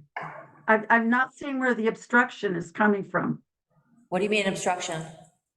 Well, you're saying you don't want this to be obstructive. I don't feel that if you pull a permit and it's according to, to have somebody come and just double check that the work was done properly is a big deal. I think, Lisa, it's overwhelming for tier 1 if you're thinking about this, and then you see that you have to have a decommission if it's required. I mean, it could be simple, but it also could be very unsimple. And I think it has an element of discouragement, or you have to really be committed to it in a way that it doesn't meet our first goal of encouraging solar power. But as we get into the weeds, you see why you have to have all these checks and balances. So it's a very tricky balancing act that we've been working on for, 5-6 years. It's tricky. I'm just trying to see if we can simplify it, but it's very difficult to simplify it. I think that probably if you're going to get into being able to afford solar panels and whatnot, that possibly this would be something. I would feel that if the thing failed and I can't just leave it up there to go to pieces, I guess I feel that it's not unduly burdensome to just build that into the cost of it. This isn't a cheap situation. So it's not like everybody's going to be doing it until it gets less cheaper. The other thing I think is when you're considering the size is the size the panels are now, and I've forgotten what they were. 5x7, were they? I forget. But it's something else to think about. You But can get, I you can get really, ones that are 2x3, 3x4. I mean, it's always, but I think the decommissioning thing is really important, personally. Are there histories, not just locally, obviously, but nationally, statewide, of decommissioning plans where they would have helped with a residential installation, just a normal installation, in our case, a tier 1 installation? What would a decommissioning plan accomplish for a typical residential solar array? Just that it's maintained, and when it's no longer working, that it has to be removed in a certain manner and deconstructed from the roof in a way that it maintains the integrity of the roof? But Go yeah, ahead, I Mike. think that, I don't know if there's any, solid examples of it. That is one of the things though, right, is to make sure that, this is great. And listen, I would love to put solar on my roof, and, I'm with Lisa. If I have to go and pull a permit just to put some solar on my roof, I don't think that that's, burdensome. If I need to get a decommissioning plan, I don't know if that would be required or not. I'm not sure. That wouldn't even come to the planning board. But, part of it, I think, is much like, other things left about if my solar panels aren't generating electricity anymore, maybe as the new homeowner, I was like, no, I hate solar. I'm going to go and cut everything. I don't think those panels should be hanging around on, on my house. Somebody made a comment about a fuel tank or a propane tank. If you're not using that anymore because you hooked up to natural gas, you should probably get rid of it. But so I think that the decommissioning plan, I would hope that it's used sparingly for tier 1. That's at Mike's discretion. But I think one of the things that we really tried to focus on with this is there's been a lot going on in the village in the past decade. And it's not uncommon for any of us to say, oh yeah, we got burned on that. We took great care in trying to make sure that if there was a special situation that arose, that there was something in the local law that would help us address it, instead of us saying, oh, well, there's nothing we can do. I guess we'll, try better next time, or focus on this more next time, or maybe we need to come up with a local law, or hey, we need to go and revise a local law. This has happened numerous times in the decade that I've been on the planning board, and just trying to put some protections in there for the village. Again, I would be great if 90% or more of these were tier 1 and Mike dealt with it, and they don't have to come to the planning board, and you don't need a decommissioning plan. But there's going to be that 1% or that 2% where there's an exception, and we need to have something in the local law that helps us with that. Or we don't, we take it out, and that's fine. And if it happens, oh, well, we got burned on that, and we'll try better next time. Some of the theory of the decommissioning plan came also from our telecommunications section in our code. And a lot of it was if there was going to be a huge array, let's say, you got 40 acres of, well, in this case, there's only one place it can be like that, then it can't be abandoned, and somehow it can be taken back to its natural state, the same way we were looking at telecommunications plans. That's how it got originally, brought up with the planning board, was looking at a telecommunications section. Mm-hmm. But my concern is that, yeah, an array that large, even a smaller commercial, if they have an array over it, but then parking lot at the shops at Ithaca Mall, those are two instances where, yeah, it's obvious that decommissioning plan would be needed. But I'm just not sure the value of a decommissioning plan on the tier 1. I mean, to raise the specter, I guess, is the concern about potential decommissioning plan. Is there wording that we can put in there that says Highly unlikely. Extreme condition, there may be an extreme reason within your property that a decommissioning plan is required, so that an average person would say, Mike, what's an extreme? And you could give some examples or something. Rather than. An example where tier 1 will require a decommissioning plan? To be honest with you, not offhand. I mean, if it's like a part of your house breaking down, you're not gonna, It's gonna be on a roof. your property's falling apart, you're responsible for it, and your property value would go down if you don't fix it, can't sell it with. What's gonna happen, it's a different topic, what's gonna happen with these solar panels 15 years from now, 20 years from now, are they gonna be obsolete? What are you gonna do with them? Oh, not that. Cyclone it. that's just a different story, but I can't see at this point, unless there is something extreme, why I would want a decommissioning plan for tier one. I would hesitate to include that type of language, because that just opens you up to a debate that Mike is gonna have with somebody as to what's extreme, what's not. Now, if Mike can say, you know, we don't, And to be honest, the average person coming in with a solar panel is not gonna read section F, no. Just be like, part one. And And if Mike says, oh, that's it, you don't need a decommission, they're not gonna think twice they're all about it. gonna come to Mike and say, what do I? Yeah, right, so it's actually, even though this language is very intimidating, it's not gonna scare off. Well, I mean, I don't know, there's a, like, legally, it's great to have this in your back pocket. There's also an intent of what you hope to happen as a village. So there's any kind of stretch out a line, you're taking some risks, but you might get some benefit from not being like as legally protected as you can be. I don't know if someone says I have to come up with a bond or an surety and a tier one, it's like, or maybe have. Tier one yeah. requires that, where's that? I think that's it. Decommissioning, I might be If talking they about. require a decommissioning plan. Right.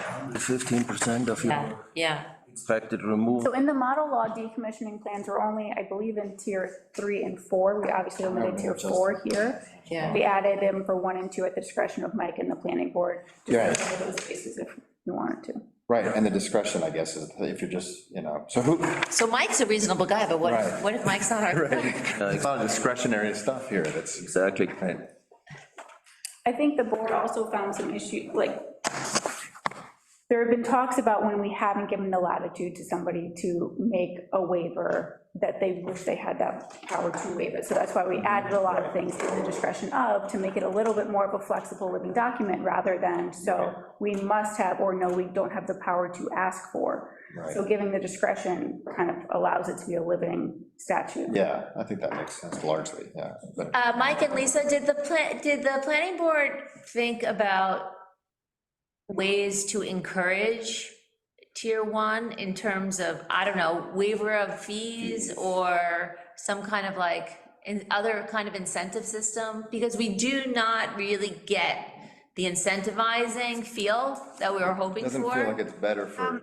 Well, let me just So- say, Carolyn, first of all, this is a code, Yes, and it's not our job really to incentivize yes. anything. It's to protect all the residents from their own ignorance, or protect their neighbors, or whatever you want to call it. But we're not in the business of promoting anything. Well, we're in the business of Really? promoting our plan, our So I village think- comprehensive plan. Well, So maybe some sort of thing about solar in the comp plan would, if there, and I think that's a great idea. If there is some way in the village to incentivize it somehow, whatever that is. But for, the solar draft law, I don't think, the point of the law is the law, right? Here is how this all works, just like everything else that's in the code. Maybe the comp plan or other avenues are good ways to promote those things, but I don't think it's the code or any local laws to put them in there. the other thing is, we have staff, and they have a job to do, and their time is money to a certain extent. And I'm not really, in fact, I don't even think we charge enough for some of the services we provide in terms of our fees. I think we have to have some sort of, I don't think that the building permit fees are excessive, if that's the concern. And I don't know, the application form, most of it would be done by the solar the vendor that's building the thing. But no, we didn't think about promoting it other than at the beginning acknowledging that this is a desirable thing, but no, we didn't. But in terms of the decommissioning, it's really a protection as much for the people who are around the solar installation. But, we have an obligation, I think, to think, well, that's what a code often does, is it protects sometimes the abutters or not, of people across the street, whatever. In general, but it is a definition of what we think we would like our village to look like, I suppose. Have you guys had a chance to see the proposed permit application, which is gonna be modeled off the New York one now, right? We made that decision. It's been revised, yeah. Yeah. So then you'll see what the applicants will be actually filling And it has out. been slimmed down from the New York State version. I think it's been made more clear and a little bit more user-friendly. So it's not. So you can see what you'd be coming in and actually filling out. And does it, Yeah, and, yeah. does that permit designate tier 1, tier 2, tier 3? On the actual information. For Mike to decide. Right, okay. So if there's so does it fit tier 1, tier 2? It goes by the definition that we've given for tier 1, tier 2, and tier 3. Okay, all right. So you'll fill out that form, and then based on the numbers. And we should really think about, because the main thing that we have really to think about, I think, is the size that we want to be tier 2 and versus tier 3. I think that, and I think also it would be important too, Carolyn, if you do look at the decommissioning plan, there's like, in one of the next to last paragraphs where it talks about like, you know, an estimate and you know, shall be executed in the amount of 115%. I think that's also important, you know, as you talk about square footage, percentage, things like that. I think that that's probably something that you all should chime in on. Well, I mean, to be honest, I'm way less concerned about tier 3. Yeah. I really just want to see some tier 1s and tier 2s come into fruition. So if you want to charge them 115% for tier 3, you probably have justification for coming up with that number and revisiting it every 5 years. And so I will take your advice on that. How did you arrive at that number, Mike? So that is the state recommendation. That one is. Okay, all right. The dollar amount is obviously left blank because the dollar amount is going to vary from project to project. Yeah, but obviously. the you know, the 115% is the state recommendation. Okay, thank you. Because this tier, you kick into tier 3 at such a small, I mean, 600 square feet. And if the only place you can put them is on the ground, and you really don't want to get into tier 3 for obvious bureaucratic reasons, I really feel like that number is where we really have to think. And I'm not saying I like or dislike 500, I just want to make sure we think about it. So basically, 500 square feet is 20 by 25 feet. And it's roughly this room. Kind of depends on the lot size, like, you know, in some ways, if you have a very small backyard and it's all solar panels, more of a problem. If you have like 3 acres. We also have to have setbacks, so setbacks But will even if apply. it's just barely the setbacks, that'd be. But if it was just barely the setbacks, it would still require buffering from the neighbors with the tree plan. So they have that covered. Okay. So it doesn't matter how the lot size in your mind. No, because the planning board's gonna look at this, they need a special permit, so the planning board's gonna look at it. Yeah, the planning board's gonna look at it, so you have this tiny lot, they're going all the way to the setback, the planning board will say, fine, then you need X, X, X, and X all around it, so your neighbors are buffered. To get back to the incentivization of solar, that's going to be the climate smart communities, clean energy communities, Greenway Committee, we might be able to help, but that would be a different vehicle within the village to incentivize solar installations, keeping track of federal and state grant opportunities that help people pay for the installations. And I think it's a gut feel that I don't think someone's going to sink or rise a solar installation based on our code. It's going to be based on their need and what they want to put on their property. Our code is just going to help guide them. So I think that it's good that the code does say that it's important and we need to, I mean, the beginning of the code says it's important and we need to have it, but the other vehicles we have within the village can also drive that home too. We do, so Carolyn, what you said is we need to look at the size, is the 500 square feet a good breaking point for going to tier 3? I think it's just something to think about. It Yeah. sounds like it might be a great number. How did you come up with 500, I guess, is what the.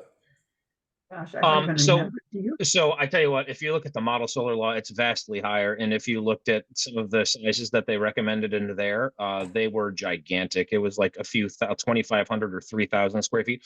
We took, honestly, what I did, I drove around, we discussed it at the board. I drove around, I looked at some of the solar installations in the village and yeah, just That's kind Counted- of what we I've based that counted number off of. panels. What's that? Yeah, I think counted that's really panels on good. it. pictures. We just like Yeah. went and looked at them. I took pictures of the ones on Burdick Hill and some in Cayuga Heights, and one down the street here on Oak Crest. And we kind of figured, knowing what panel sizes were, we looked at that and said, gee, probably don't want to go bigger than that, but that's how scientific it was, right? It was by us driving around, but, yeah, so it would be interesting to see what you think. So of the ones you looked around, if you did, of your sample size, how many would be in above that 500, I guess? What percentage are we talking about? I don't think any of them were they? I don't think any of them were. I think they were all very close. I think the biggest one was the one on Burdick Hill. You could check that out again, Mike. Yeah. I drive past it multiple times a drive by day. daily. Yeah. Can I ask about farms? Yes. So there's a lot of farm language in here, in the definitions, and what are we thinking about farms? So Wasn't that a the state thing? so there's the definition of the on-farm solar energy system. Is that the one that's prompting that question, Carolyn? Yeah, and I saw it in one other Yes. place also. Yeah, so that is prescribed in state law, and that Mhm. we can't change. There's a whole big section about how municipalities can't impose onerous things on farmland. Okay, so you It's- only have it in the definition section and nowhere else? It's in the definition system, and then it's also referenced Tier 1. under tier 1, because it's Okay, that's how it works. Okay. Yeah, Else defined that only applies to that piece out. business, It doesn't apply to like this one here? sundown, yeah, only in that Yeah. area. yeah, that strip in the top left there. Okay. So farms are tier 1. Yeah, we Yes, still have, they we still have have to some be. farms. Well, based upon our discussion, I don't think that we're ready to go to a public hearing for this. We still need to do some more work.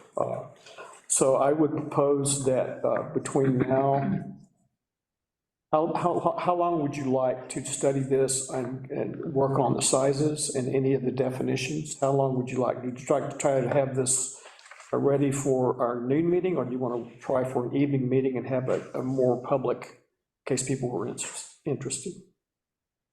I mean, if other people can think of any kind of creative ways that we could not lose, you've convinced me to leave in the decommissioning language even for tier 1, because I do think it's highly unlikely to be imposed.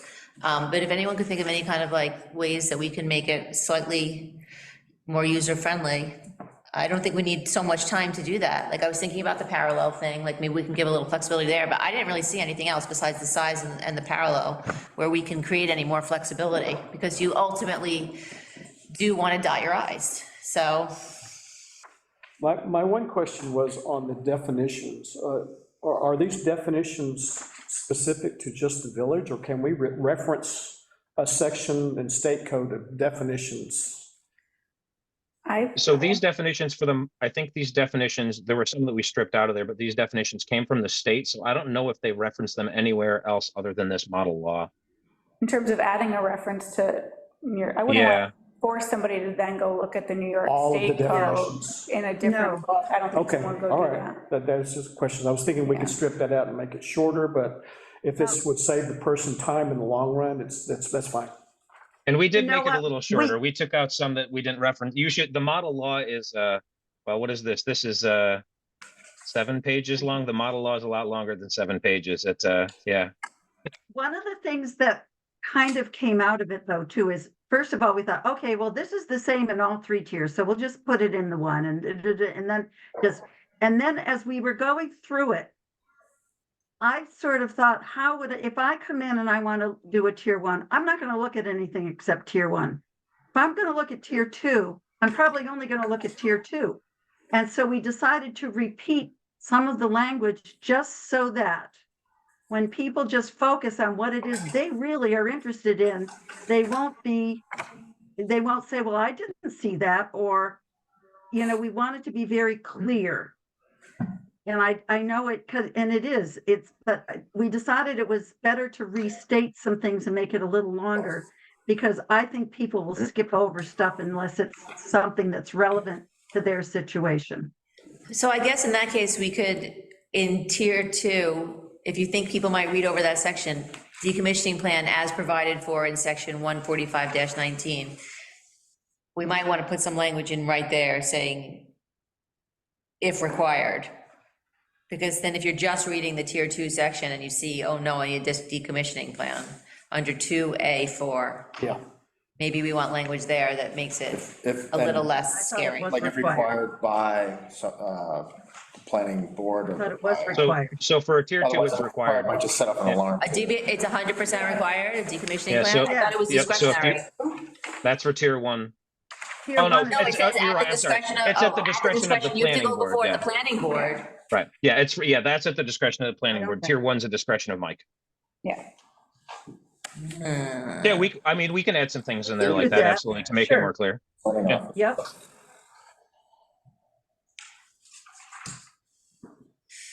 Yeah, and we can do that for all 3 tiers too, where it's, I think tier 3 is always required. I think tier 3 is always Yeah. required, yeah, but for No, tier 1 I and was tier gonna 2, say- we can put a note right after the bullet that says, at the discretion of, Yeah.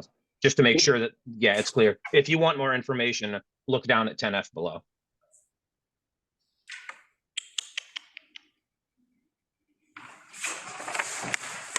Yeah, and Lisa and I, or myself and whoever, we're happy to come back to any of the subsequent meetings that you want us at to discuss it. We can come back until, it's done being discussed and make revisions to, it's however you all see fit. I mean, is the planning board gonna require money set aside on tier 2 for decommissioning? I mean, is that your intention? I think only in special cases. I think that, if, I think it depends, right? We haven't been there yet, but I've seen some ground mounted solar systems in the village where if somebody came up and said, hey, I want to build that, I would not be inclined to require them to have a decommissioning plan. But I can, Mostly- again, I can envision some special cases where, and especially maybe, maybe it's a combination of things. Maybe they go get a variance because they want a setback variance. They go get a variance. Maybe that triggers something where we would want a decommissioning plan for some reason. I don't know what that reason is. I think the other thing that we tried to we wanted to also be sure that, I think a lot of this, we were thinking of commercial installations too, to be sure. Yeah.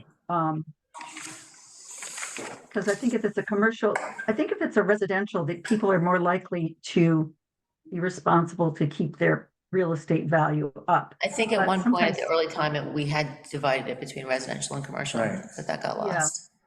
But the commercial, we want to be sure that we have protections if it is a commercial installation, I think. And I think that was one of the discussions that we had. Even if it's a small business, because you just never know. Okay, I'm going to recommend that we stop tonight's discussion, but I would like to assign perspectives for the trustees, and it will only be by volunteer. Carolyn, would you go through and look at how we could make it more palatable for the end user? So when you read through this and you make recommendations to the planning board, would you look and use that perspective? Sure. Okay? Wolfgang, would you look through the definitions and make suggestions on what you think should be changed? Could do that. More palatable for the scientist Yes. or engineer. Palatable, yeah. And Susan, I'm trying to think, good perspective, something more. Hang on a second. Drew, do some research on potential size for moving from tier 2 to tier 3. See if you might be able to find something that resource, get some references to sizes, just to get an idea. My concern is I don't want everyone looking at everything and writing comments about all the specific areas, because that just muddies the waters for the planning board. Susan, was there anything about the law that interested you? Well, since I've been covering. In on it. In on it, I know how diligent and thoughtful And it's clear and concise, and looking at what Mike deals with and what the state tells us and the intent of the planning board before I was involved with the village. I think we're at the point where we're tweaking it. Now everybody weighs in. So my interest is just getting a document off the planning board's list of to-do, because Jody reminded me, it was in excess of 24 Zoom meetings over the course of maybe 2.5 You years. paid your dues up front. The honorary member. The At the honorary. direction of the mayor. Okay. Carolyn, would you like to also take on the decommissioning? It's almost the same thing. Do you think that's the same? Yeah. I just wanted to be sure that. I feel like that's, yeah, and it's just such a tricky issue. I totally understand why it came out like this. Okay. So I can't think of another perspective. Did I miss something that I could take on? I like assigning things rather than, I just love it. I think you've got enough on your plate, Well- with the budget going on, and If I think of something that I want to, I mean, amongst the things that I had suggested like a year ago or so was like, do we need all these definitions? Like, do we have to define native perennial vegetation? Like, do we have to define Pollinators. pollinator? And I wanted to knock those out. I know I've crossed those out at least once, possibly twice, and they're back in. But at the same time, I don't really care. But I do care because I want it to be simpler. well, our goal is not to rewrite what the planning board has done. Let's try to find a way to refine it. And then have the discussion with the planning board about what we're suggesting. Does that sound reasonable, Mike? Linda, Lisa, does that sound? Yeah, reasonable? absolutely. Yeah, Okay. that's, I mean, that's I kind of would what we just say, expected at this point anyway. Carolyn, the only other thing is these definitions, so much of this will be done with the people that are building the thing, the engine. It's all the language they're used to. And it's just like, it just seemed wise to adopt all of the definitions that people are already using. The application is, we tried to absolutely make that much better than what the state did, or simpler, because it really was unwieldy. But in terms of the definition, at some point, yeah, we just said, you know what, we're going to eliminate something, and it's sometimes you get caught on some of that stuff. So we tried not to get too carried away, but I think it's, it's because it's already out there and well-known by so many of the providers that will be building these things that I don't think it will be too unwieldy for the people that are buying the systems, actually. I don't know. And we have this document in Word right now, this version? Yep, Okay. Oh, yeah. we got it sent to you. Yeah, I just didn't know, because I heard that there were different versions, and I just wanted to make sure we had. Yeah, it's There in work. are different. There's about 50 different versions. Yes. Okay. Mike, Lisa, thank you for joining the conversation tonight. So let's try to have input to them before our next meeting on the 19th. Is it on 19? That's President's Day. Oh, that's right. So 10 days. 10 days by our Thursday meeting. Oh, they're gonna do it for the 15th. Whoa. Yeah, and Right. if questions come up as you're working through things, or if you want any background on any of the discussions we may or may not have had, feel free to send me an email, or we can meet quick Right. over Zoom or whatever. Happy to do that in between now and whenever we talk about it next. I don't expect to make a decision within 10 days on what to do with this law. I expect to just be further along in refining it and making it better. So we don't want to make it worse. So let's be doctors on this, and let's do no harm, but let's try to make it better. So that will be due by our Thursday meeting, 10 days. All right, thank you. Thanks, everyone. You. Okay, and thank you all for good discussions. So my comments tonight are going to be short, just to remind everyone to start preparing for our budget cycle. Jody sent us a schedule, and I restated your assigned roles, our assigned roles. So just start working on that too, and make appointments with staff if you need to interview them or discuss things with them. Let's get ready for the budget. Let's make it a good budget cycle. That's all I have for tonight. Anyone else? Oh, I have a little bit. So I went to the town board meeting, and just a few things I thought were interesting. They had all of these committee reports, and one of them was from a town historian. And at the very end of their report, I was like, oh, I wonder if there's a village historian. At the very end, the last thing of their town historian report was basically, it's high time the village got a town historian. So they have a town historian, and that person is interested in maybe us having a historian, and I don't know if we've ever had one, or I think it would be fun, maybe we should also have a poet laureate while we're signing honorariums. But I was just wondering if we want to put it out there, and I've never written an article for our newsletter, Jody. I could say, does anybody have an interest in history and would like to apply to be the village historian? You're looking Town taxes. skeptical. Why do we need to have another historian? Because it'd be fun for somebody to be that job, like a retired person who loves old houses and history, and you got the honorarium of being. So why couldn't they be the historian for the town of Lansing then? They could, but they could also be two, and they work together, and they like go Not that old. through all the. We're The old only, houses what, are there in the village. 50, 60 years old. I was trying to think. Well, we have a whole book about us. Yeah. Yeah, who wrote the book, or anybody still affiliated? with Yeah. it? She is. And Yeah. I don't think But so. that's an excellent beginnings of why it is we are And we have here. all the minutes. If you want to know anything historical about our village, you just They are read your in minutes. the office. where is the town? I thought I brought all the reports, but wait, hold on. Very active. There was a, oh shoot, I brought the wrong, this is the agenda. Did I bring the pile of reports? I thought I did bring the pile of reports. I've never gotten But it. all it is I live in like the little town. stories about Shoot, I brought the wrong pack, because I grabbed them. families. Yeah, there's a monthly report from their town historian of who they met with and what they discussed. This is my first.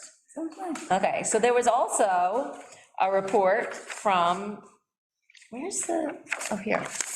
They had a lot of reports. They also had a report from their Tompkins County legislative report, which is also part of one of their monthly reports. And I'm like, we're also in Tompkins County. We've never had a legislative report. Now, I know we get the inside scoop, but You get a report in our newsletters usually. yeah. Would you like a monthly? I'm just seeing what I observed and just saying, like, they have legislative report, and the legislative report had quite a conversation about the acrolage. So Mike said, yeah, and homelessness. So there was obviously something that the county knows about it, because they talked about it at the town report. So I thought that was interesting, that they seem to not be giving us information that maybe they do have. So that was just something that I thought about. And then the final thing is they had a Lansing Youth Services report. What exactly is the board that are you on the Youth Services Commission? No, I it's the am. Joint Youth Commission. No, I am. Youth Services Commission. I, Okay, so here's the story. So at that report, they announced that they have all these jobs for youths. To which I emailed the guy and said, I have 2 youths. I live in the village of Lansing. We pay town taxes. We vote in town elections. And he was like, I don't know if you qualify. So then I had a Trails meeting with Ruth, who is the town supervisor, and Patrick, who is the head of the Parks and Rec. And the head of Parks and Rec said, village children 100% participate in all of our programming. And Ruth said, as I said, village families pay town taxes, their children should be entitled to every single program. I told this guy that, his name is, I'll tell you his name in a minute, it's not Richard Alvord who gave this report, but it's somebody else. And he wrote back and said, I have to ask the commission before I can accept your children into our program. So if you're on this commission, I would like you to advocate for village children, including mine, that they can have these jobs. I'm just gonna tell you who I wrote to, who told me maybe, a hard maybe.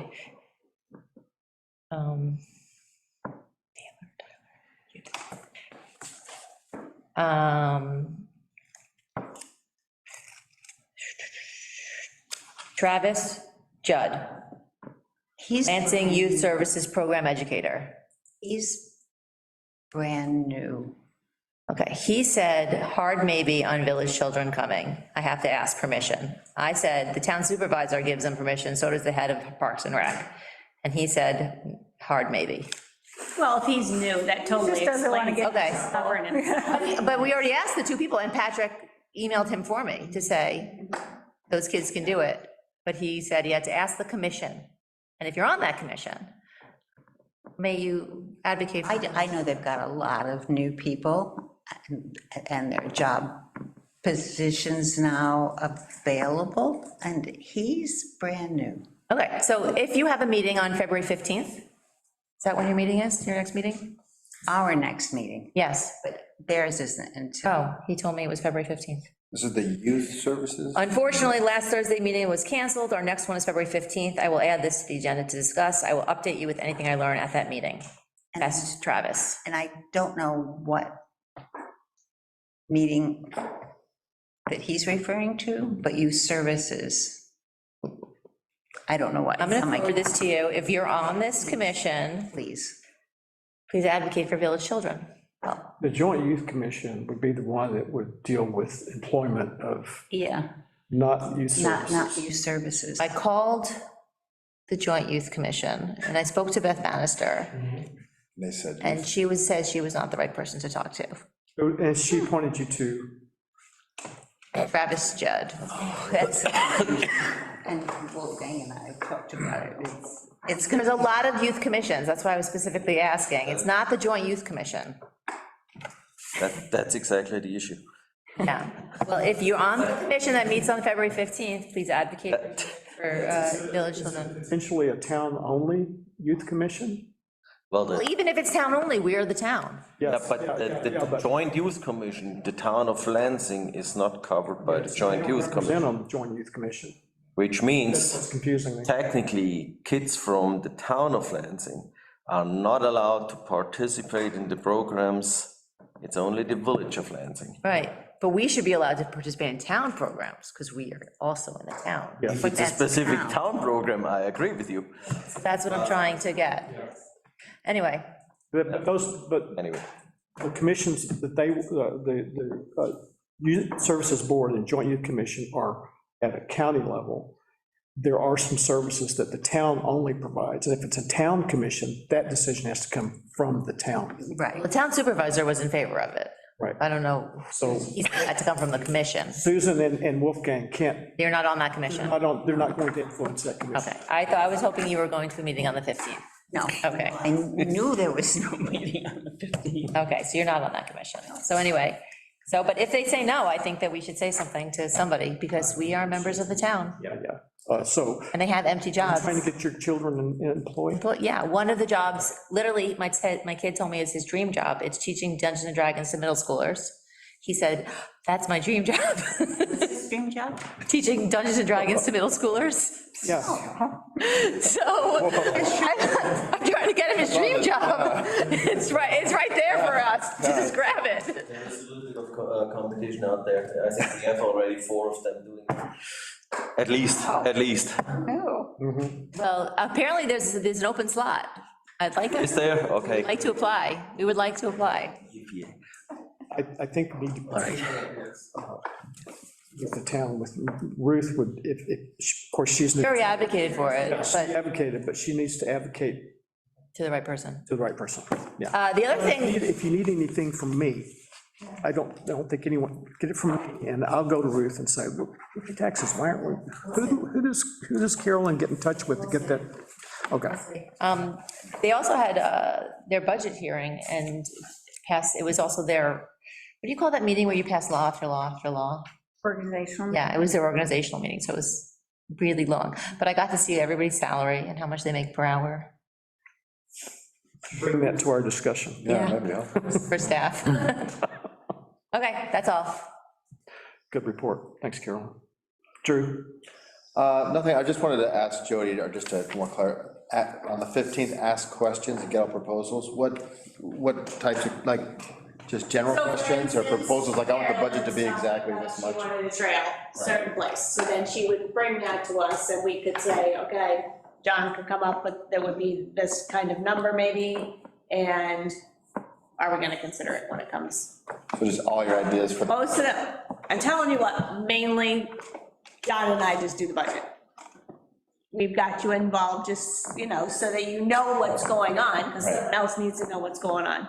And then I don't know if you've been through the budget before, where I list every category, and I tell you exactly what we're planning on spending it on, like road, we're doing Dart Drive, we're doing Cuba Heights Road, we're doing, so it's all broken down, okay, I got it. so.